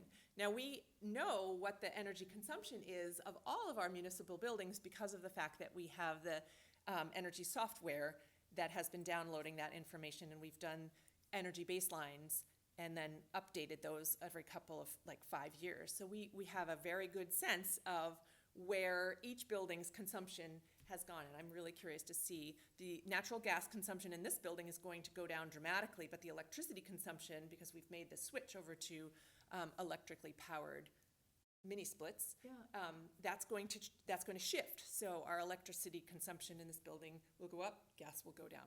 Well, So if the town Yes. decided to pay to put in the solar that you've recommended for the high school, that seemed to be of the buildings there, the one that was gonna be the highest yield, would that take care of all of the energy for the high school? That's a really good question, and again, we would have to look at what the calculations are for the output of that system and juxtapose that to what the current consumption is of the building.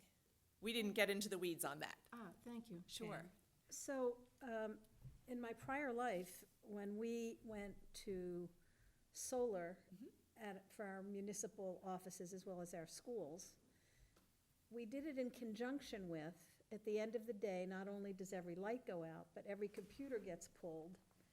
And, we went so far as using cardboard in the schools for the kids that kids took home.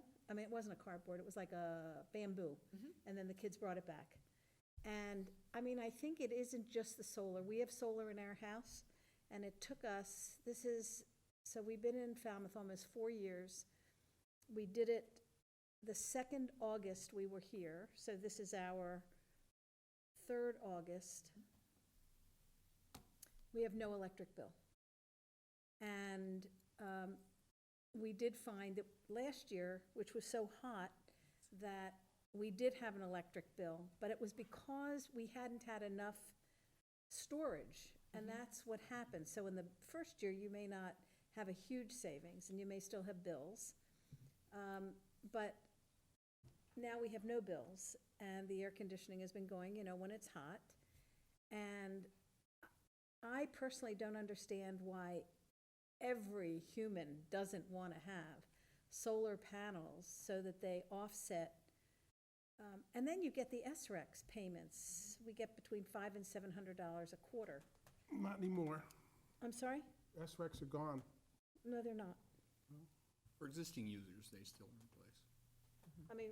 We're still getting checks. Right, for anything that's installed now, you get. Yes. Right, but for So- new ones, it's But for different the formula. town, if they were to build these, they won't get them. Have you And there's checked lots now- of different ways to go about ownership and all of that sort of stuff, and we haven't gotten into that in It's terms of. more what the state Yes, is doing. Yes. And each year, they say, well, we're not gonna do it again, and then the governor, through pressure, whatever, concedes that we have to continue this way, or people aren't gonna use solar.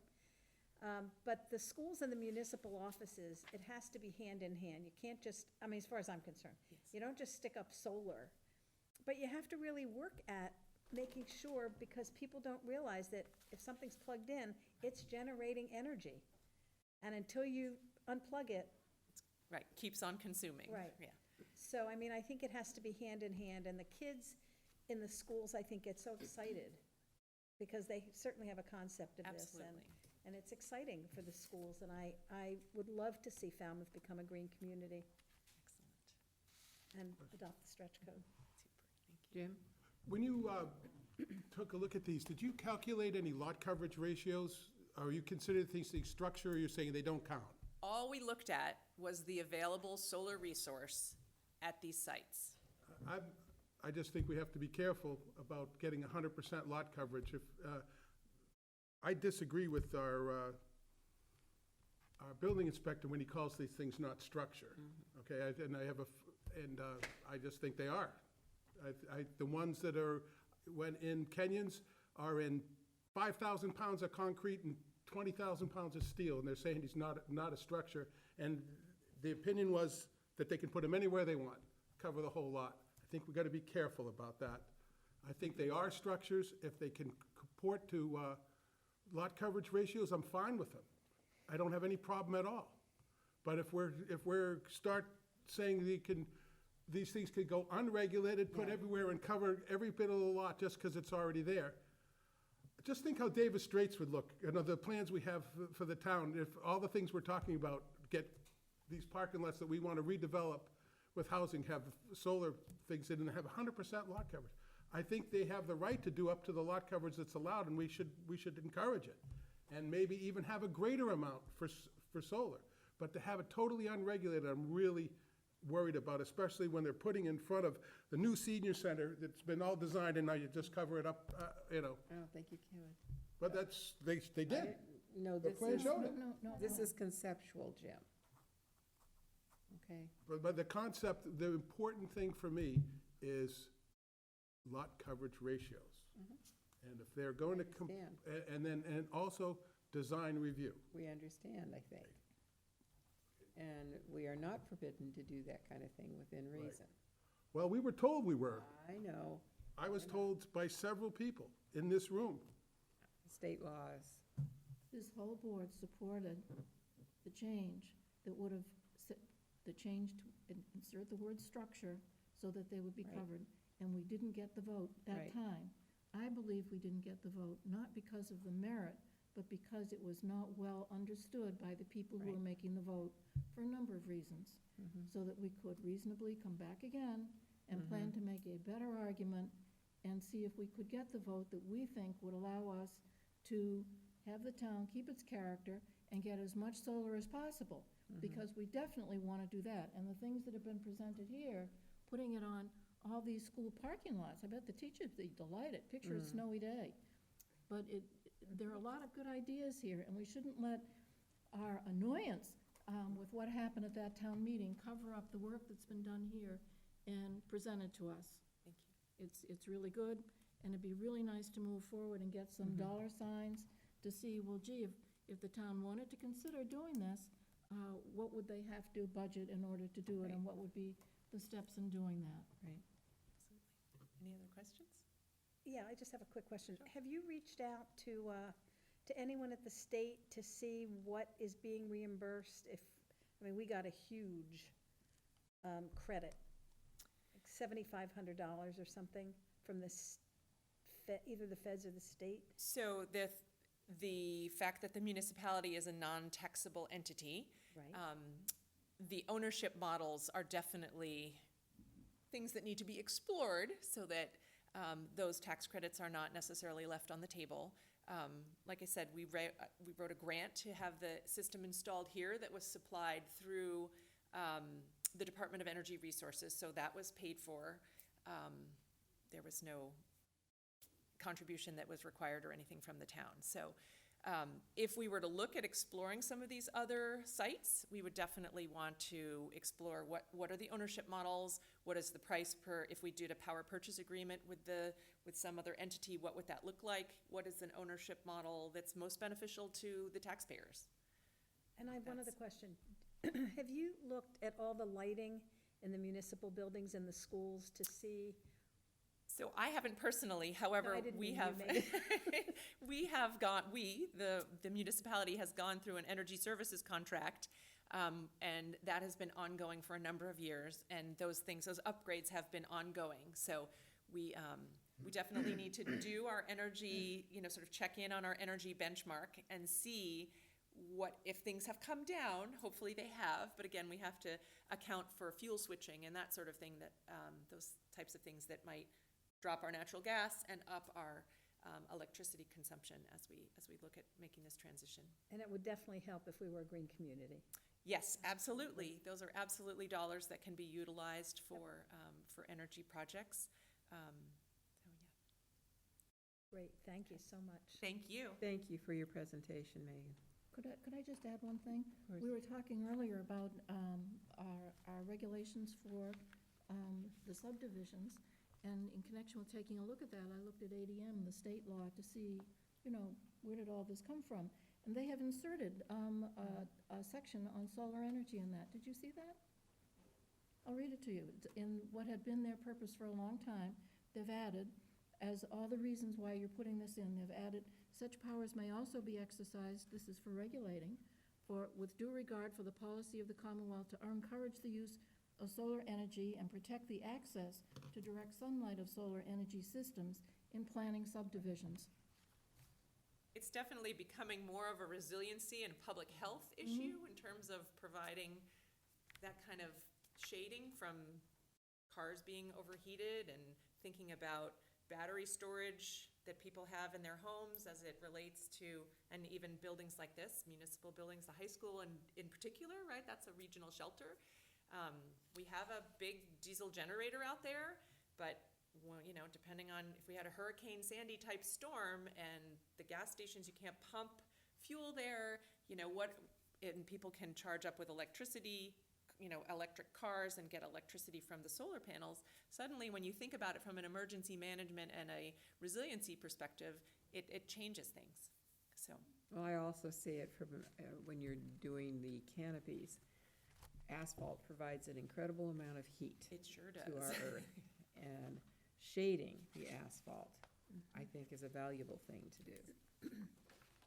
So, thank you once again. Thank you very Megan. much. Thank you. So may I have a motion to move back to the normal agenda?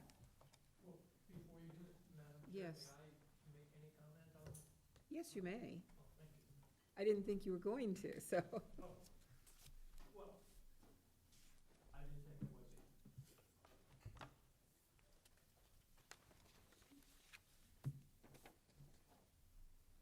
Thank you, Madam Chair. Again, I'm Grant Walker, 71 Philadelphia Street.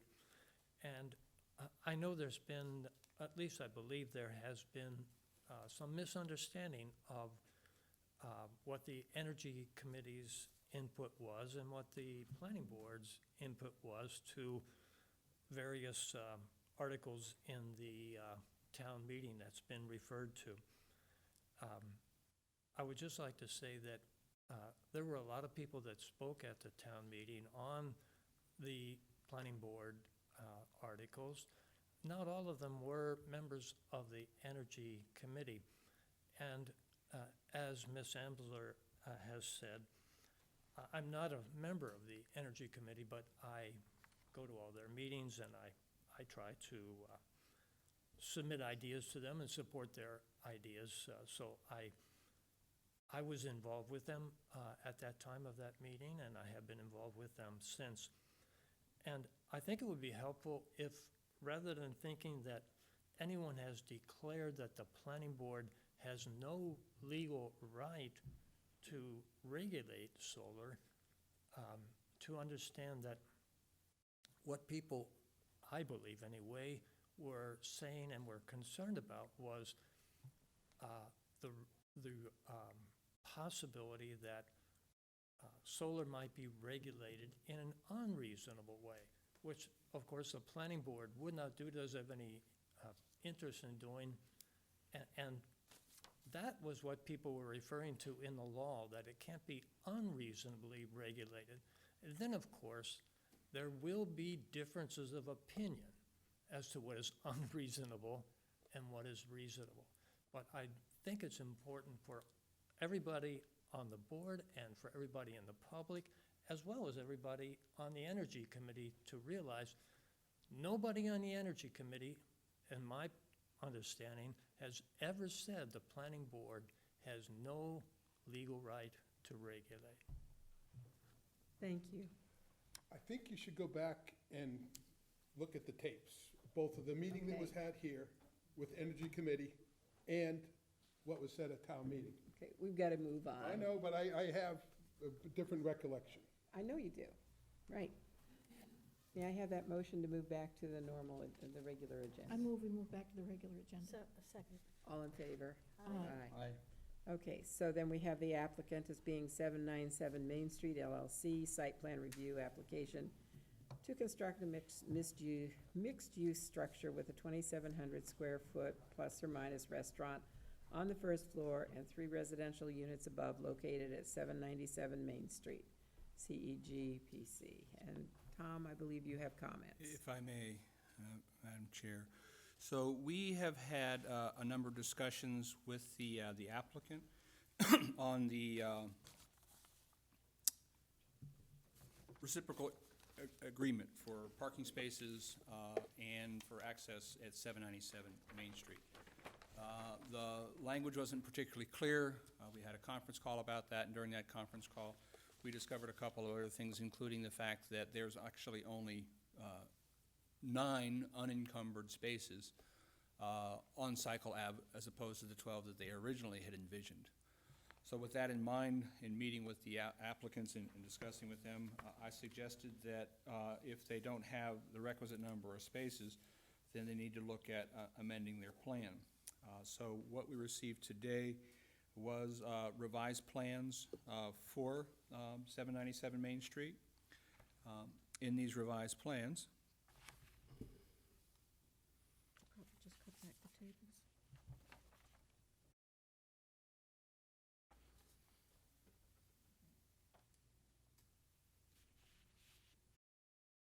This is ridiculous to say 26 seats. I said it at the last meeting. so in these revised plans, they have made the restaurant smaller. This, the number of tables available smaller. On the interior. On the interior. Did they actually shrink the building or just take out some tables? The building size has not changed. The configuration inside has changed. So we'll get to that in just a moment if we would. So in this case, they are showing on the site the 2 apartments, 3 apartments, 3 two-story apartments above, 32 indoor seats and 12 outdoor seats. As we've talked about before, the seats out front are seasonal, but we don't necessarily have a provision to determine that what's the parking for a seasonable seat. Our parking regs say for a restaurant with X number of seats, there's X number of parking spaces. So with that in mind, they have reconfigured the restaurant space downstairs to reflect 32 seats indoors and 12 seats outdoors, and remained the parking spaces that are there. So this is the revised layout for the restaurant inside, where prior to they had a number of booths around the edge. They replaced those with 2 tops, as they're noted here, to note that there are now 32 seats inside the restaurant. In addition, in correspondence with Hal Chuba, who has been representing 797 Main Street, they had hoped that with these changes, the planning board would be comfortable approving the site plan with the smaller number of seats in the restaurant and in the change in the parking. I conveyed to them that I thought it was unlikely that the board might do that because the entire approval of the site plan rests on the number of parking spaces that you have. And while there's some uncertainty, we anticipate, based on the conversations we've had with the folks who own the parking spaces and the folks who are willing to loan the parking spaces, that we're going to come to an agreement and that everything's going to be fine. But I think it's difficult to approve a site plan if you don't know where all the parking spaces are. In addition, we know that when people don't have a vote, they're typically much more focused on getting the information the board needs to get to that vote. So while the board may do as they wish, they could vote to approve the site plan contingent on receiving that crystal clear reciprocal agreement. But I suggested that that might not be where the board wants to go because we typically don't approve a site plan unless we know where the parking spaces are going to be and how many they're going to be. So they have been very good to work with. They've been very responsive to the things that we've asked for. The issue is the 2 principals are typically very busy people and sometimes not in the country, as this case is, so we're trying to get some agreement on the reciprocal agreement, but one of the parties is out of the country. So I think that they've made some very good improvements to the plan, to the site, and if the board is comfortable with that, I will convey to Mr. Chuba that the revised site plan is fine with the board, and on the receipt of the reciprocal agreement, the board's likely to vote to approve that site plan as it's been reconfigured. Pam? So, there are clearly 13 tables on the outside, not 12. And they each have 2 seats, which doubled, 13 tables is 26 people, maybe more. I mean, I don't know where they get 12. Well, outside, there's 6 seats in that front, so here on the screen where I've got the cursor at, here in the patio, so there's 6 tables out here, 1, 2, 3, 4, 5, 6, on the front patio. The patio's not on that plan. Yeah, it's this one. See them? 1, 2, 3. Okay, got it, sorry. All right. Yeah, never I mind. think we got these, no, Tuesday, today. But this is based on the conversations that we had over the holiday weekend. And so as we talked about with applicants before, if you're submitting information to the board the day of the meeting, don't expect the board to vote on something until they've had a chance to assess that. Yeah, this came in at 125 today. So, but they have been responsive to our suggestions, and I think it's moving along very well. And I think at some point we'll have that reciprocal agreement and we'll be, set to move forward. Charlotte? Is there any likelihood of having that before our next meeting? I do not know the travel plans of the 2 gentlemen who are negotiating these easement agreements, so I don't know. But we've got an extension till the end of July, and if we ask them for an extension till the end of August, based on their past practices, I don't anticipate them having an issue with that. They do have a hearing with the Zoning Board of Appeals. I believe it's August, I think they said. August 1st. thank you. And so what I had indicated that we would produce a report prior to the ZBA hearing to let them know the status of the site plan. This is the site plan of record that the board is fairly comfortable with, and when we have the reciprocal agreement, it's been my impression that the board intends to vote that, although I never predict what the board's going to vote. Solid practice. So you're suggesting that we move to accept a contingent on receiving the reciprocal agreement? I think that that's the board's pleasure, that you like the site plan, and as soon as you get a site plan or as soon as you get that reciprocal agreement, they're out of the woods and the board will vote in the affirmative for that. Seems unlikely the site plan's going to change again. When we've asked them to change the site plan, they've changed it. Right. But I don't know that there's any additional tweaking at this point, unless something falls out with the parking spaces in the agreement. Right. So, if I'm reading this, it's saying there's 28 spaces required, and you're providing 28. And if you count the 12 spaces that the bank's not using at night, you're getting up to 40, which is exceeding our requirements. Is that correct? That's correct. The only way, but the important part I want to point out to everybody is they just took chairs away from the tables. They did. Right.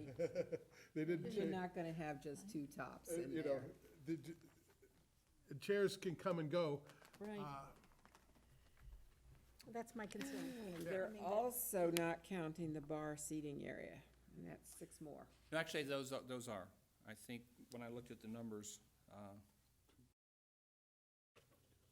26 seats in the dining room and 6 at the bar, so that is 32 seats 32. inside. So 26 in the dining room, 6 at the bar. How do we control the number of seats? You can't. There are people who make an assumption that people are going to abide by their permit. If someone was to go in there as an enforcement action and say, you have too many seats, then they would have to certainly cite them for that. Not in the restaurant business, but you hear stories.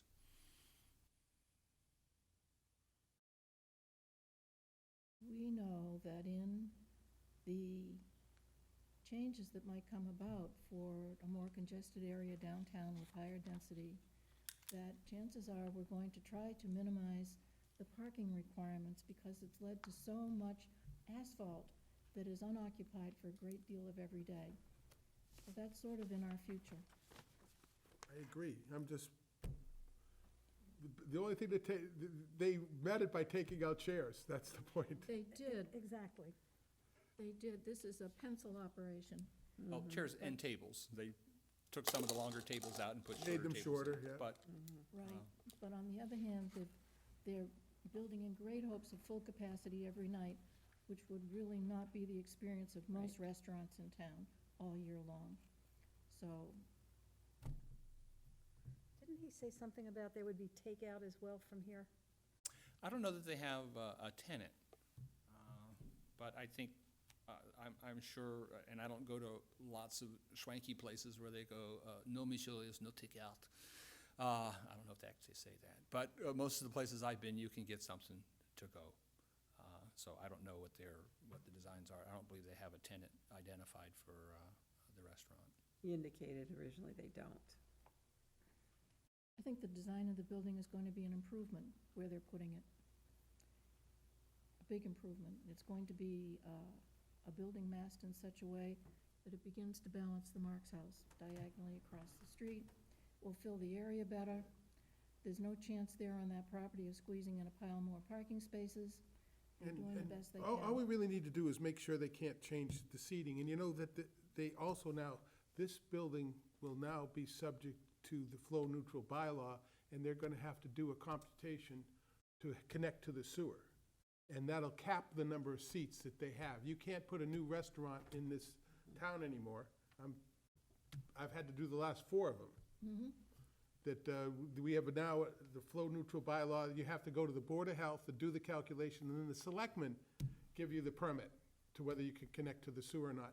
So if we could make that, specify that that 28, whatever the number on the seats is, they can't be exceeded, or they'd be in violation of both permits, then that'd be, And what about the apartments? they counted the apartments in the Yeah. math.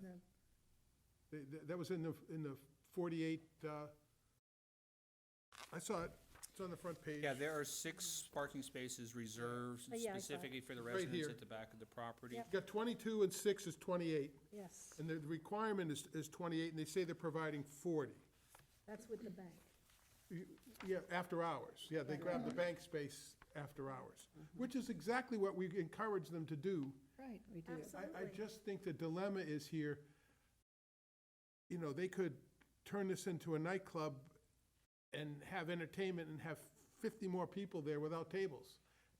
I heard unbelievable numbers at, by the harbor there, some of those places, they're getting 900 people a night. Where? Where? The Boathouse. Now, they have a huge parking lot, but they've had, and the Raw Bar, a couple years ago, they had real big problems with overcrowding at 11 o'clock at night. So I think if we could put the cap on the seating and say that has to stay that way, or they'll be in violation of not only their building permit, but the flow neutral, the use of the building, because the selectmen now, we've gone over the 80%. For those who are not familiar with the flow neutral bylaw, we've gone over 80% capacity on our sewer. And now every single connection has to get a variance from the selectmen. They have to go to the Board of Health, show the seating that you have, do the computation of how many people are gonna be seating there, and then they give you a permit to connect. They can say yes or no. I just went through it for 3 restaurants, so that's why I've had some firsthand information on it. So, are we gonna how do we control that they don't go over the 28 requirement? Isn't that also a fire, Nah, the fire department has a different, they come in and look at it differently. So, mean- if I may, the capacity of a parking for a restaurant is based on its number of seats, and not standing room only. Yeah. So I don't know how you would calculate that.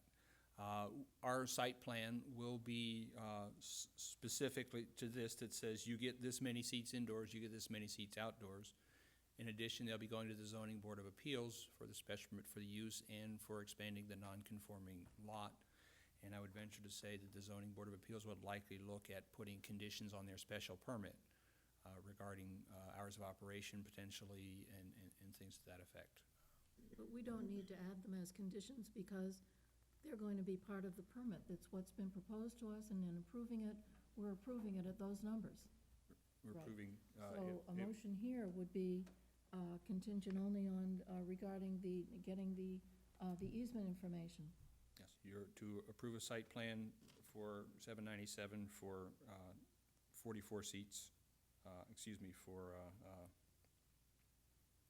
32 indoor, 12 outdoor, 3 two-bedroom apartments, and the number of parking spaces that are required. That would be in our decision, that's on the plan. As shown on the plan. As shown, so we would be asking for a decision to be prepared with that language. And also, what was suggested here, that they have to come back to us as soon as the agreement, With the agreement, right, before any building permit would be issued. right.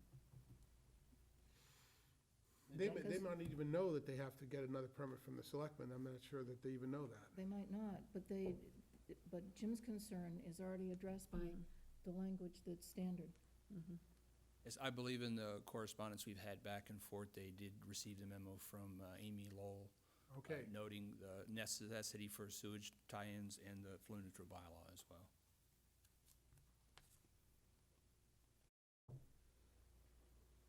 A very large concern I have is that this change came in at 1:25 PM today, which didn't allow any of the board to actually take a good look at this in the planning office. So the good news is, if we're continuing this until our next meeting on the 23rd, hopefully we'll have a reciprocal agreement in hand and the ability to vote the site plan from the motion that the planning board, or the staff will prepare with the reciprocal agreement in hand. I would hope so. Because I really hesitate voting anything before we have a reciprocal agreement in hand. And the fact that this came in so late that I know I certainly didn't have a chance to take a good look at it. Because what I looked at earlier today wasn't like this. So, given the board's potential skepticism for how many seats will be in the restaurant under hours of operation, is the board fairly comfortable with the site plan that's been presented with the reduction in seats for the restaurant and the spaces available? If the bank parking can be used, because my assumption is that the business is not going to close down at 5 o'clock when the residents come home to roost. True. And so all of that really is contingent, and the original agreement we saw, Mr. Jamal retained all rights over all the parking with nothing stated. And that I didn't like either, because then he could just, done. And there'd be no control. And I know our bylaw says it has to be guaranteed for 5 years. That wasn't even stated in there. So I've got problems with the way that the agreement was stated, too, with the words in the agreement. Maybe we should just wait until the next meeting, until all the information is together.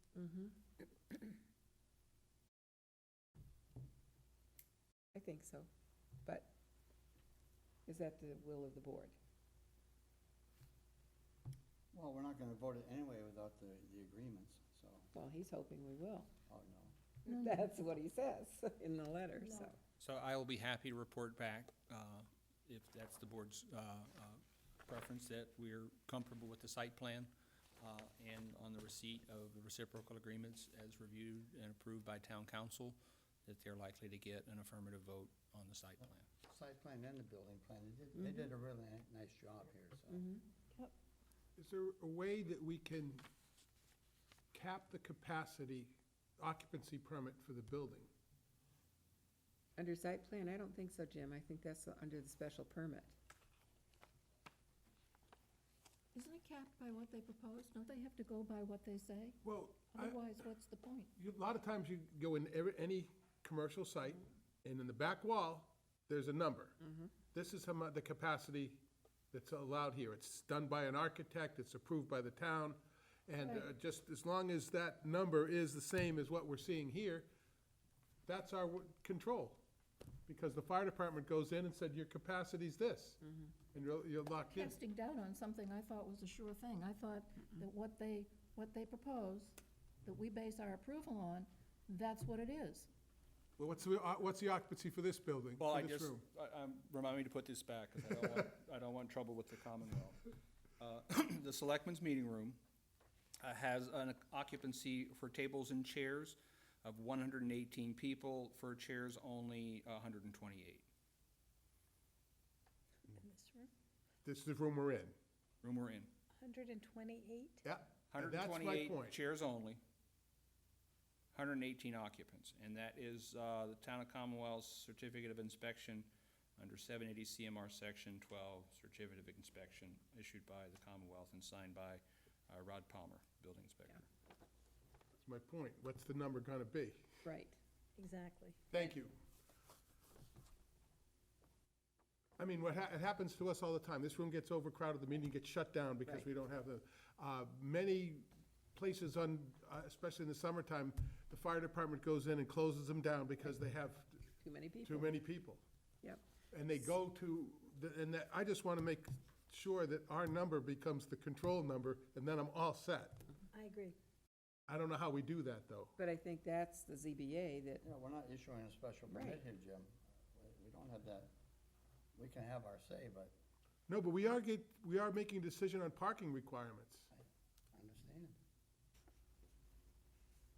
but we can say the parking requirements, this meets the ratio here, but it's only the ZBA that can specify. But wait a minute. Tom, somebody must know, or do we have to ask Mr. Duffy? If they have presented the information here and shown us the seating, isn't that then the number? That's the basis for the approval, so that must be the number, isn't it? Yeah, the zoning bylaws states how many parking spaces for how many seats. You got this many parking spaces, you get that many seats. So that answer is built into the approval based on these plans, where they've made that representation. If that certificate says the same number on it, I'm all set. You're all set. I'm all set. So who issues the certificate? That's you're what I'm worried trying to about? find out. Because if all they have to do is move chairs around, normally it's the size of the building. So you wanna make that part of the decision, when we make the decision? That the certificate has to read whatever we say? I don't know. I'm just Then- saying, but just, all they did to solve the problem is take out a bunch of chairs, left the building the same size. Yeah. So that's really what I'm concerned about, because chairs could be moved right, you could add 2 more, No, they did two things. You're right about the chairs, and it is kind of funny, it's amusing. But there's also numbers attached to that, what they've done. It does limit them to the number of approved seats there. It did that also, even though they did it by not changing the size of the building. They did two things. The No. numbers rule. They should, They should, and they're. but we won't they're- be making a decision until next In any meeting. event, but still. And hopefully this will be resolved, and if it isn't, they'll have to come in with an extension in hand. Correct. my question is, are the occupancy? Yeah. Is it established by this plan? The number of seats in the restaurant is established by this plan. The number of people who can go into a building and stand around is not determined by the Right. number of parking spaces. People can walk down the street and come in the building. As you pointed out, at some point, if there's an issue beyond capacity, the fire marshal has the ability to shut things down. But what is that capacity? I don't know. See, the thing is, it's just, We're beating this to Yeah. death, and it's getting late, Okay. and we've got a lot of other stuff to go. So, I don't think we need to beat it anymore. You want to summarize where we are? Where we are is, we're not gonna do anything until we get the Reciprocal agreement. reciprocal agreement in hand. And we expect it, and we will take it up again next week. Yes, At and the 23rd. at the next meeting. Mhm. Okay. Okay, the next thing on the agenda is Cape Club Estates lot release update. Tom? Yes, ma'am. Because we put things on the agenda, anticipating things might be ready, they're sometimes on there and things aren't ready. So we Okay, not have, ready. we do not have a new bond estimate for Cape Estates yet, Cape Club Estates. We're still working through that information, but we did sit with council today and review the surety agreement to council's satisfaction. So we sent them back, here's the surety agreement, that we're fine with this, and we're waiting for them, council, to just look at those things that our council changed and said, that's fine. So we'll be able to issue, or Rod will be able to issue building permits for 5 model lots when we have the surety agreement sorted out, which probably should be this week. So they'll be able to move forward with those 5 initial lots, and as we work through the estimate for what the bond is going to be, we'll come back with another lot release agreement in the future for the remainder of the lots with that bona fide surety amount. Okay, but we don't vote on anything tonight because we don't have anything to The vote board's on. actually already voted. The board already voted to say, That yeah. we voted that this is okay, but we correct. can't vote So to if we accept the had, dollar amount. if we had a new estimate, Okay, and if we had that vetted by engineering, we might be voting for additional lot releases. But okay. it had to be on the agenda by Wednesday, anticipating we might see that information, but we haven't seen it yet. Okay. Now, and I think Tom has a lot on this one, too. Planning Board decisions, 687 Gifford Street Site Plan Review Release. So, 687 Gifford Street was before the planning board in October. The board voted to approve a site plan upon the receipt of revised plans. We didn't see those revised plans. The applicant went to Florida, came back and said, I've got a closing next week. I go, well, you don't have an approved site plan because we didn't get the revised plans. So they've submitted a revised plan to us.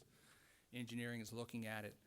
It's still a bit confusing, and the issue was, and this is one of the reasons why we have in our bylaw now that you'll give us a certified as-built plan before you get a certificate of occupancy, because some of the work that was required to be done previously was never done.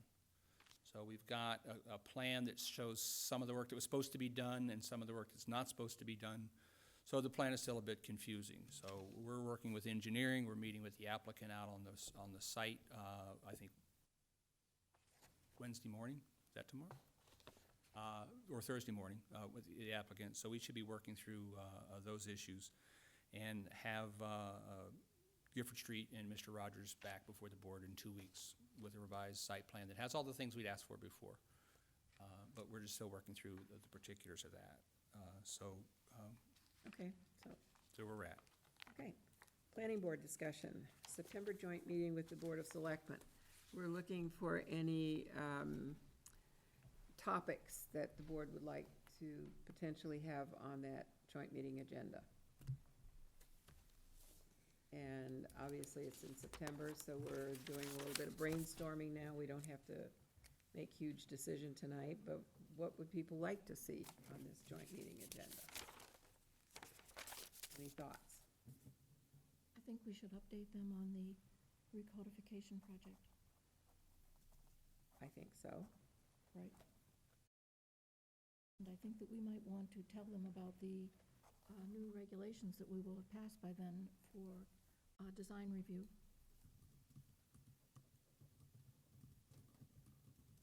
So recodification, design review.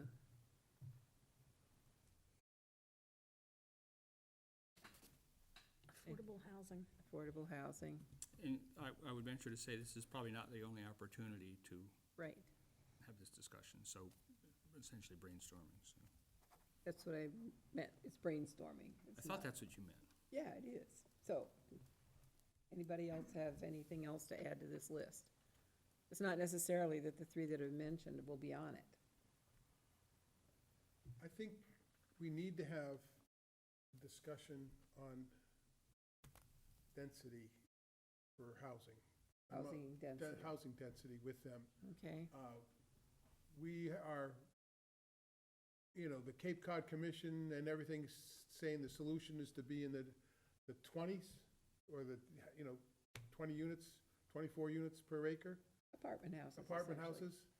And our bylaw says 6 or 8 with a special permit. And And then and I've seen the ZBA turn down 5.5 units and say it's too dense. So we have a big difference, somehow we need to start working towards an agreement with everybody that we're all on the same page. That we are gonna try to solve the housing problem by having some of the areas having, small little apartments on them, And that also depends upon sewer capacity. and the sewer capacity as well. So That, do that we, might be part of our conversation about 70R as a way forward for Davis Straits, because 70R says 20 units for multifamily housing. It's part of 70R. 40R. Excuse me, 40. I was 40R. gonna say, why was Yeah, it? the numbers, the numbers. Very inflated Yeah, number. I, I was gonna say, really lost. Sorry. so what But it we're, is- what we're doing here is throwing out a lot of ideas, some of which can coalesce in the Right. discussion, I think. But if we, I think that we are moving toward 40R for that area of town, and if so, that density is part of that law. It has 3 density numbers in it. I won't remember the others accurately. Tom, I'm sure you know them. There's one for multifamily housing, another for, they're different levels of housing. yeah, multifamily is essentially peaks at 20 units per acre. Right. Under 40R. And they're, smaller units for townhouses and duplexes and things like that. Right, and I forget what they are, but they're all bigger than 6. Yeah. So- And it precludes single family. So it could be we might want to just do a review with the Board of Selectmen and for ourselves on the provisions of 40R, just looking at it to say this is a way to get funding from the state. Not a huge amount of funding, less money than I thought, really, but some. You get a bonus right up front as soon as you adopt it, probably to help you out with the planning, initial planning, getting it off the ground, and then you get a $3,000 per unit, once they're actually built, Correct. yeah. And incentive payment for each unit, whether it's a market rate or affordable. And 40R is an affordable housing bylaw, so it requires an affordable component to it. Right, but it's the same 25% minimum, Correct. not a higher minimum. Is it the same now where all the units count towards, only 25% of them are restricted, but if they're rentals, they all count? That's, Because that- that's the that's how, magic. that's how the subsidized housing inventory works. That's the magic. So Right. you build 500 units, not that saying anyone's building 500 units, but you build 500 units, 25% of them are affordable, you get credit for all 500 on your subsidized housing inventory. But you mentioned 500 units. What does our housing production plan say we have to build? 79 per year. Around 500 units. So what we're doing tonight, we've coalesced around affordable housing in one way or another, coming at it from multiple directions. Well, I'd like to really focus it on the 40R, because I think the sooner we all Right. start learning about it and making it, And that's affordable housing. it is affordable housing, but it's a way to get funding for it, and it's framed by the state, so it gives us a whole ready-made package to look at. And the housing density comes into that, but also coming Right. into play is the sewer capacity. Right, So we've got a bunch of things that are pulled together around housing. Yeah, John. Recodification, new design review regulations, affordable housing, density for housing, sewer capacity, and 40R is potential for multifamily. That's an awful lot. Well, that's why we're gonna Yeah. coalesce on a lot of these. John, you had something. I would say that if Paul was here this evening, he would want to add coastal resiliency to this. I know he would. And the report is coming out to them also, and I think the selectmen might be interested in having that as a good topic. Since I'm closer to his seat than yeah, you're channeling Paul. I want to add that for Paul. Thank you. Okay, You'll be we've got, reviewing the tape, I'm sure, so Yep. we appreciate we've got quite a few things here. So we should move on, update on administrative approvals for 587 Main Street. And you have Tom's note to Kevin Clark in here with, I think, some of the summary, but has there anything been resolved? Yeah, I just wanted to point out, and if I may, I'm gonna sort of read my memo Okay. for folks who aren't, who didn't get a copy of this. So, this is a, Actually, I am supposed to recuse myself from this. There's not gonna be any discussion. Okay, so, keep my mouth shut then. So this is to Kevin Clower and Company. So back in May, when this first arose, there were some issues at 587 Main Street. Noreen Stockman sent an email to Kevin Clower noting her concerns about 587 and noted that the board, dear Kevin, we were unable to hear the petition of 587 on May 23rd because of a lack of a quorum. However, they did pick up the pace and get back to discussing with the Zoning Board of Appeals 587 Main Street, and the Zoning Board of Appeals said essentially the substantial changes that are made, we're going to have a hearing, and that hearing is on July 11th. The board, when we last talked about this, opted to allow those changes to happen administratively, and so I have been working with our colleagues in the building to identify what those things are.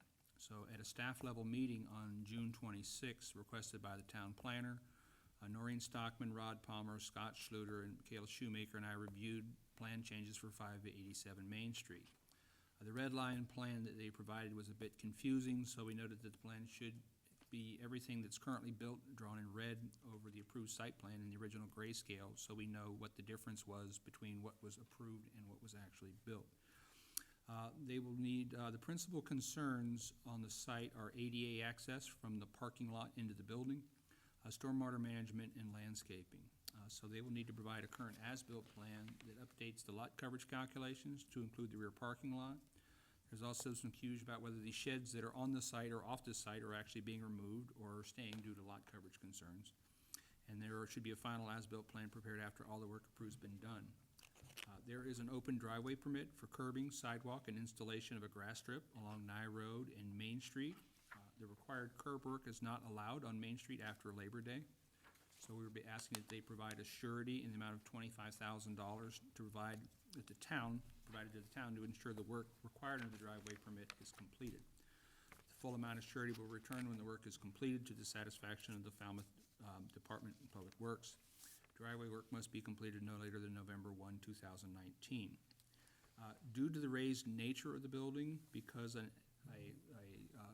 basement was added to the building as an administrative change through the ZBA. Due to the raised nature of the buildings, there are concerns about ADA accessibility. The applicant needs to certify that the ramps and sidewalks are ADA compliant based on the Architectural Access Board requirements from the parking spaces into the building. Particular concerns are the ramps on the Main Street doorways and the slope and width of the sidewalks as you pass the air conditioning compressors. If ramps exceed ADA requirements, railings may be required. If railings are installed, they'll need to be included in your plans. You will not likely be eligible for a certificate of occupancy if the building is not properly, if this is not properly addressed. The ADA tactile strips that were placed on the sidewalks and the curbs need to be properly reinstalled after the slopes are confirmed to be compliant. You need to confirm drainage, especially in the front yard because of the higher elevation of the front yard. The 25-year storm must be addressed. Concerns that in a rain event will continue to cause erosion onto the town sidewalks. There also appear to be drains within the landscaping areas that were not reviewed or approved. As installed, it would likely appear that much of the mulch will clog these drains. The landscaping previously permitted on the original plan should be installed. Any reduction on landscaping should be as a direct result of changes necessary to ensure there's adequate stormwater management. There's a large patio out front on the northeast corner, which appears to be larger than what was approved. Reducing that patio size on the northeast corner to an ADA minimum width may be necessary in order to ensure that landscaping is put in and to make sure the drainage is effective on the property. They'll need to show the required work in the right-of-way on a site plan, and that work should be approved by the Falmouth Engineering Division along with inspections required. So we have been checking in to see how this has been going on their side of things. Last week, they said they're working on a plan. I have a meeting with them tomorrow, along with Noreen. We met briefly with them today with Rod Palmer. Rod invited me to a meeting in his office about the things that they need to do done for Rod. So we're vigorously trying to get this resolved and have the building open for those folks who anticipated they'd be moving in when they needed to move in. So we're still gathering that information from the applicant. They've given us some preliminary stuff. We've asked them to revise it. We'll see that hopefully tomorrow. And our goal has been to have the site plan issues that the board has, given me responsibility for addressed in advance of the ZBA's hearing on July 11th. So we may have a very busy day tomorrow, and I'll be at the hearing on Thursday as well. So we are looking for the information we need to assure that the building is put in and doesn't create any issues with ADA compliance with stormwater and things like that. And until we have that information, we really can't say things are fine. So that's where we're at right now. We had a very robust conversation with everyone to make sure we've put together a fairly exhaustive list of the issues and concerns. And we have that information in hand. I should be able to say the site plan is fine. And the ZBA will take whatever action the ZBA is going to take with their hearing on July 11th. 2 days from now. Yes. Busy day, as you pointed out, tomorrow. Thank you, Tom. The Policies and Procedures Manual, as I mentioned, that's one of the 3 things that we're going to be working on over the summer. And so any reviews you can do of it and comments you can make on it would be much appreciated. You may decide it's great the way it is. You may decide that there are certain things that need to be added or subtracted. But it's been, what was it, since 2000? November 2003. That's what I was saying, 2003. Couldn't remember it was 2 or 3. So it's getting a little bit ancient, but that doesn't mean that there's anything wrong with it. It's just that it's time for it to be reviewed. And so we'll have to put that on as a discussion topic at some point. So I'm asking you to review. Any announcements? General correspondence, I don't see the purple folder. Ha! The purple folder is hiding, and we're all supposed to sign things, as I recall. Those of us who are here tonight. Yes, we have the notice of the local comprehensive plan regulations for July 25th by the Cape Cod Commission in our correspondence folder. And we have from the town clerk the signatures of the board that we can send to the registry. So we have multiple copies for the board to sign, if you would be so kind. So we'll, John? I want to make a comment before we Yes. close. I just want to say on this, we didn't talk about it, but this 587 Main Street, I really hope that it does get resolved in the next couple of days, and the zoning board's able to approve, and they can move forward with their restaurant and opening of, get the apartments open, and it's already built, and it's a beautiful building, and it's a great location, and I hope it gets resolved Well, we have been, favorably. we've been, like I said, we've I know you're working hard at we it. put a lot of resources to it, and we wanted to make sure, because as I explain to folks on a regular basis, I'm a terrible example for my children, because I talk to strangers. So I've talked to everybody to make sure we're on the same page as to what we're doing and what putting together. So it's not that one department doesn't know what another department wants. We brought everybody together and make sure we've identified the information that everybody needs for their approval. And any future agenda items?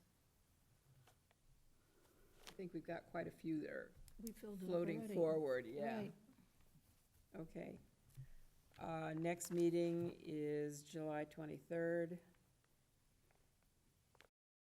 Same time, same place. Our future, I would like just to touch on what the schedule is with the Cape Cod Commission and Davis Straits, because that project is sliding, and I would like to get an update on it the next time we meet. Yeah, I don't know whether Tom has another update or not.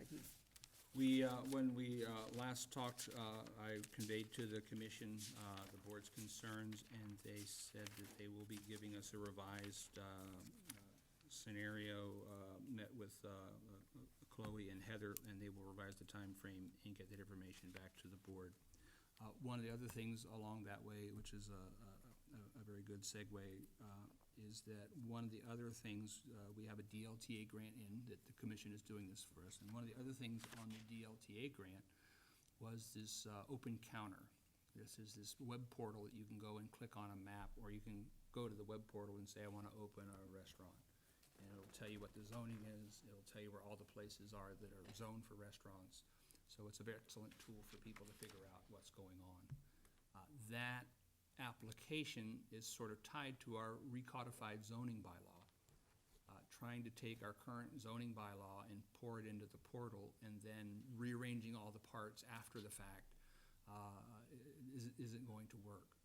So likely, if we are pushing back our schedule for recodification, we would also be notifying the Cape Cod Commission of that information, and we'd be delaying moving forward with the web portal as well. So I know there's been a lot of discussion with the working group that we're probably not going to be there in November. And if that is in fact the case, which we pretty much certain it is at this point, that we're going to have to just notify the commission that we won't be using part of that DLTA grant because the recodified zoning bylaw won't be ready, and that'll free up those funds for other towns and other people to apply for them and use that money, because those funds are in particular, time sensitive. How much money is that? I think it was $5,000 for the web portal, and then we had to agree that we would fund at least one more year of the license. So the Cape Cod Commission's work is valued at $5,000, and we have to certify that after they put that together for us, that we will keep on using it by basically identifying the funding for the permitting for the licenses, at least for a year, which we've done through the finance director. I don't understand why the codification, why we couldn't just use our existing codes.